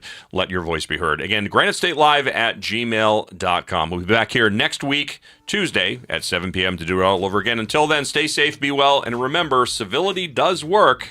Be nice to one another. God bless everybody. Happy Veterans Day, everybody. Make sure to join the Ram TV Live family. Veteran owned and operated. We are out.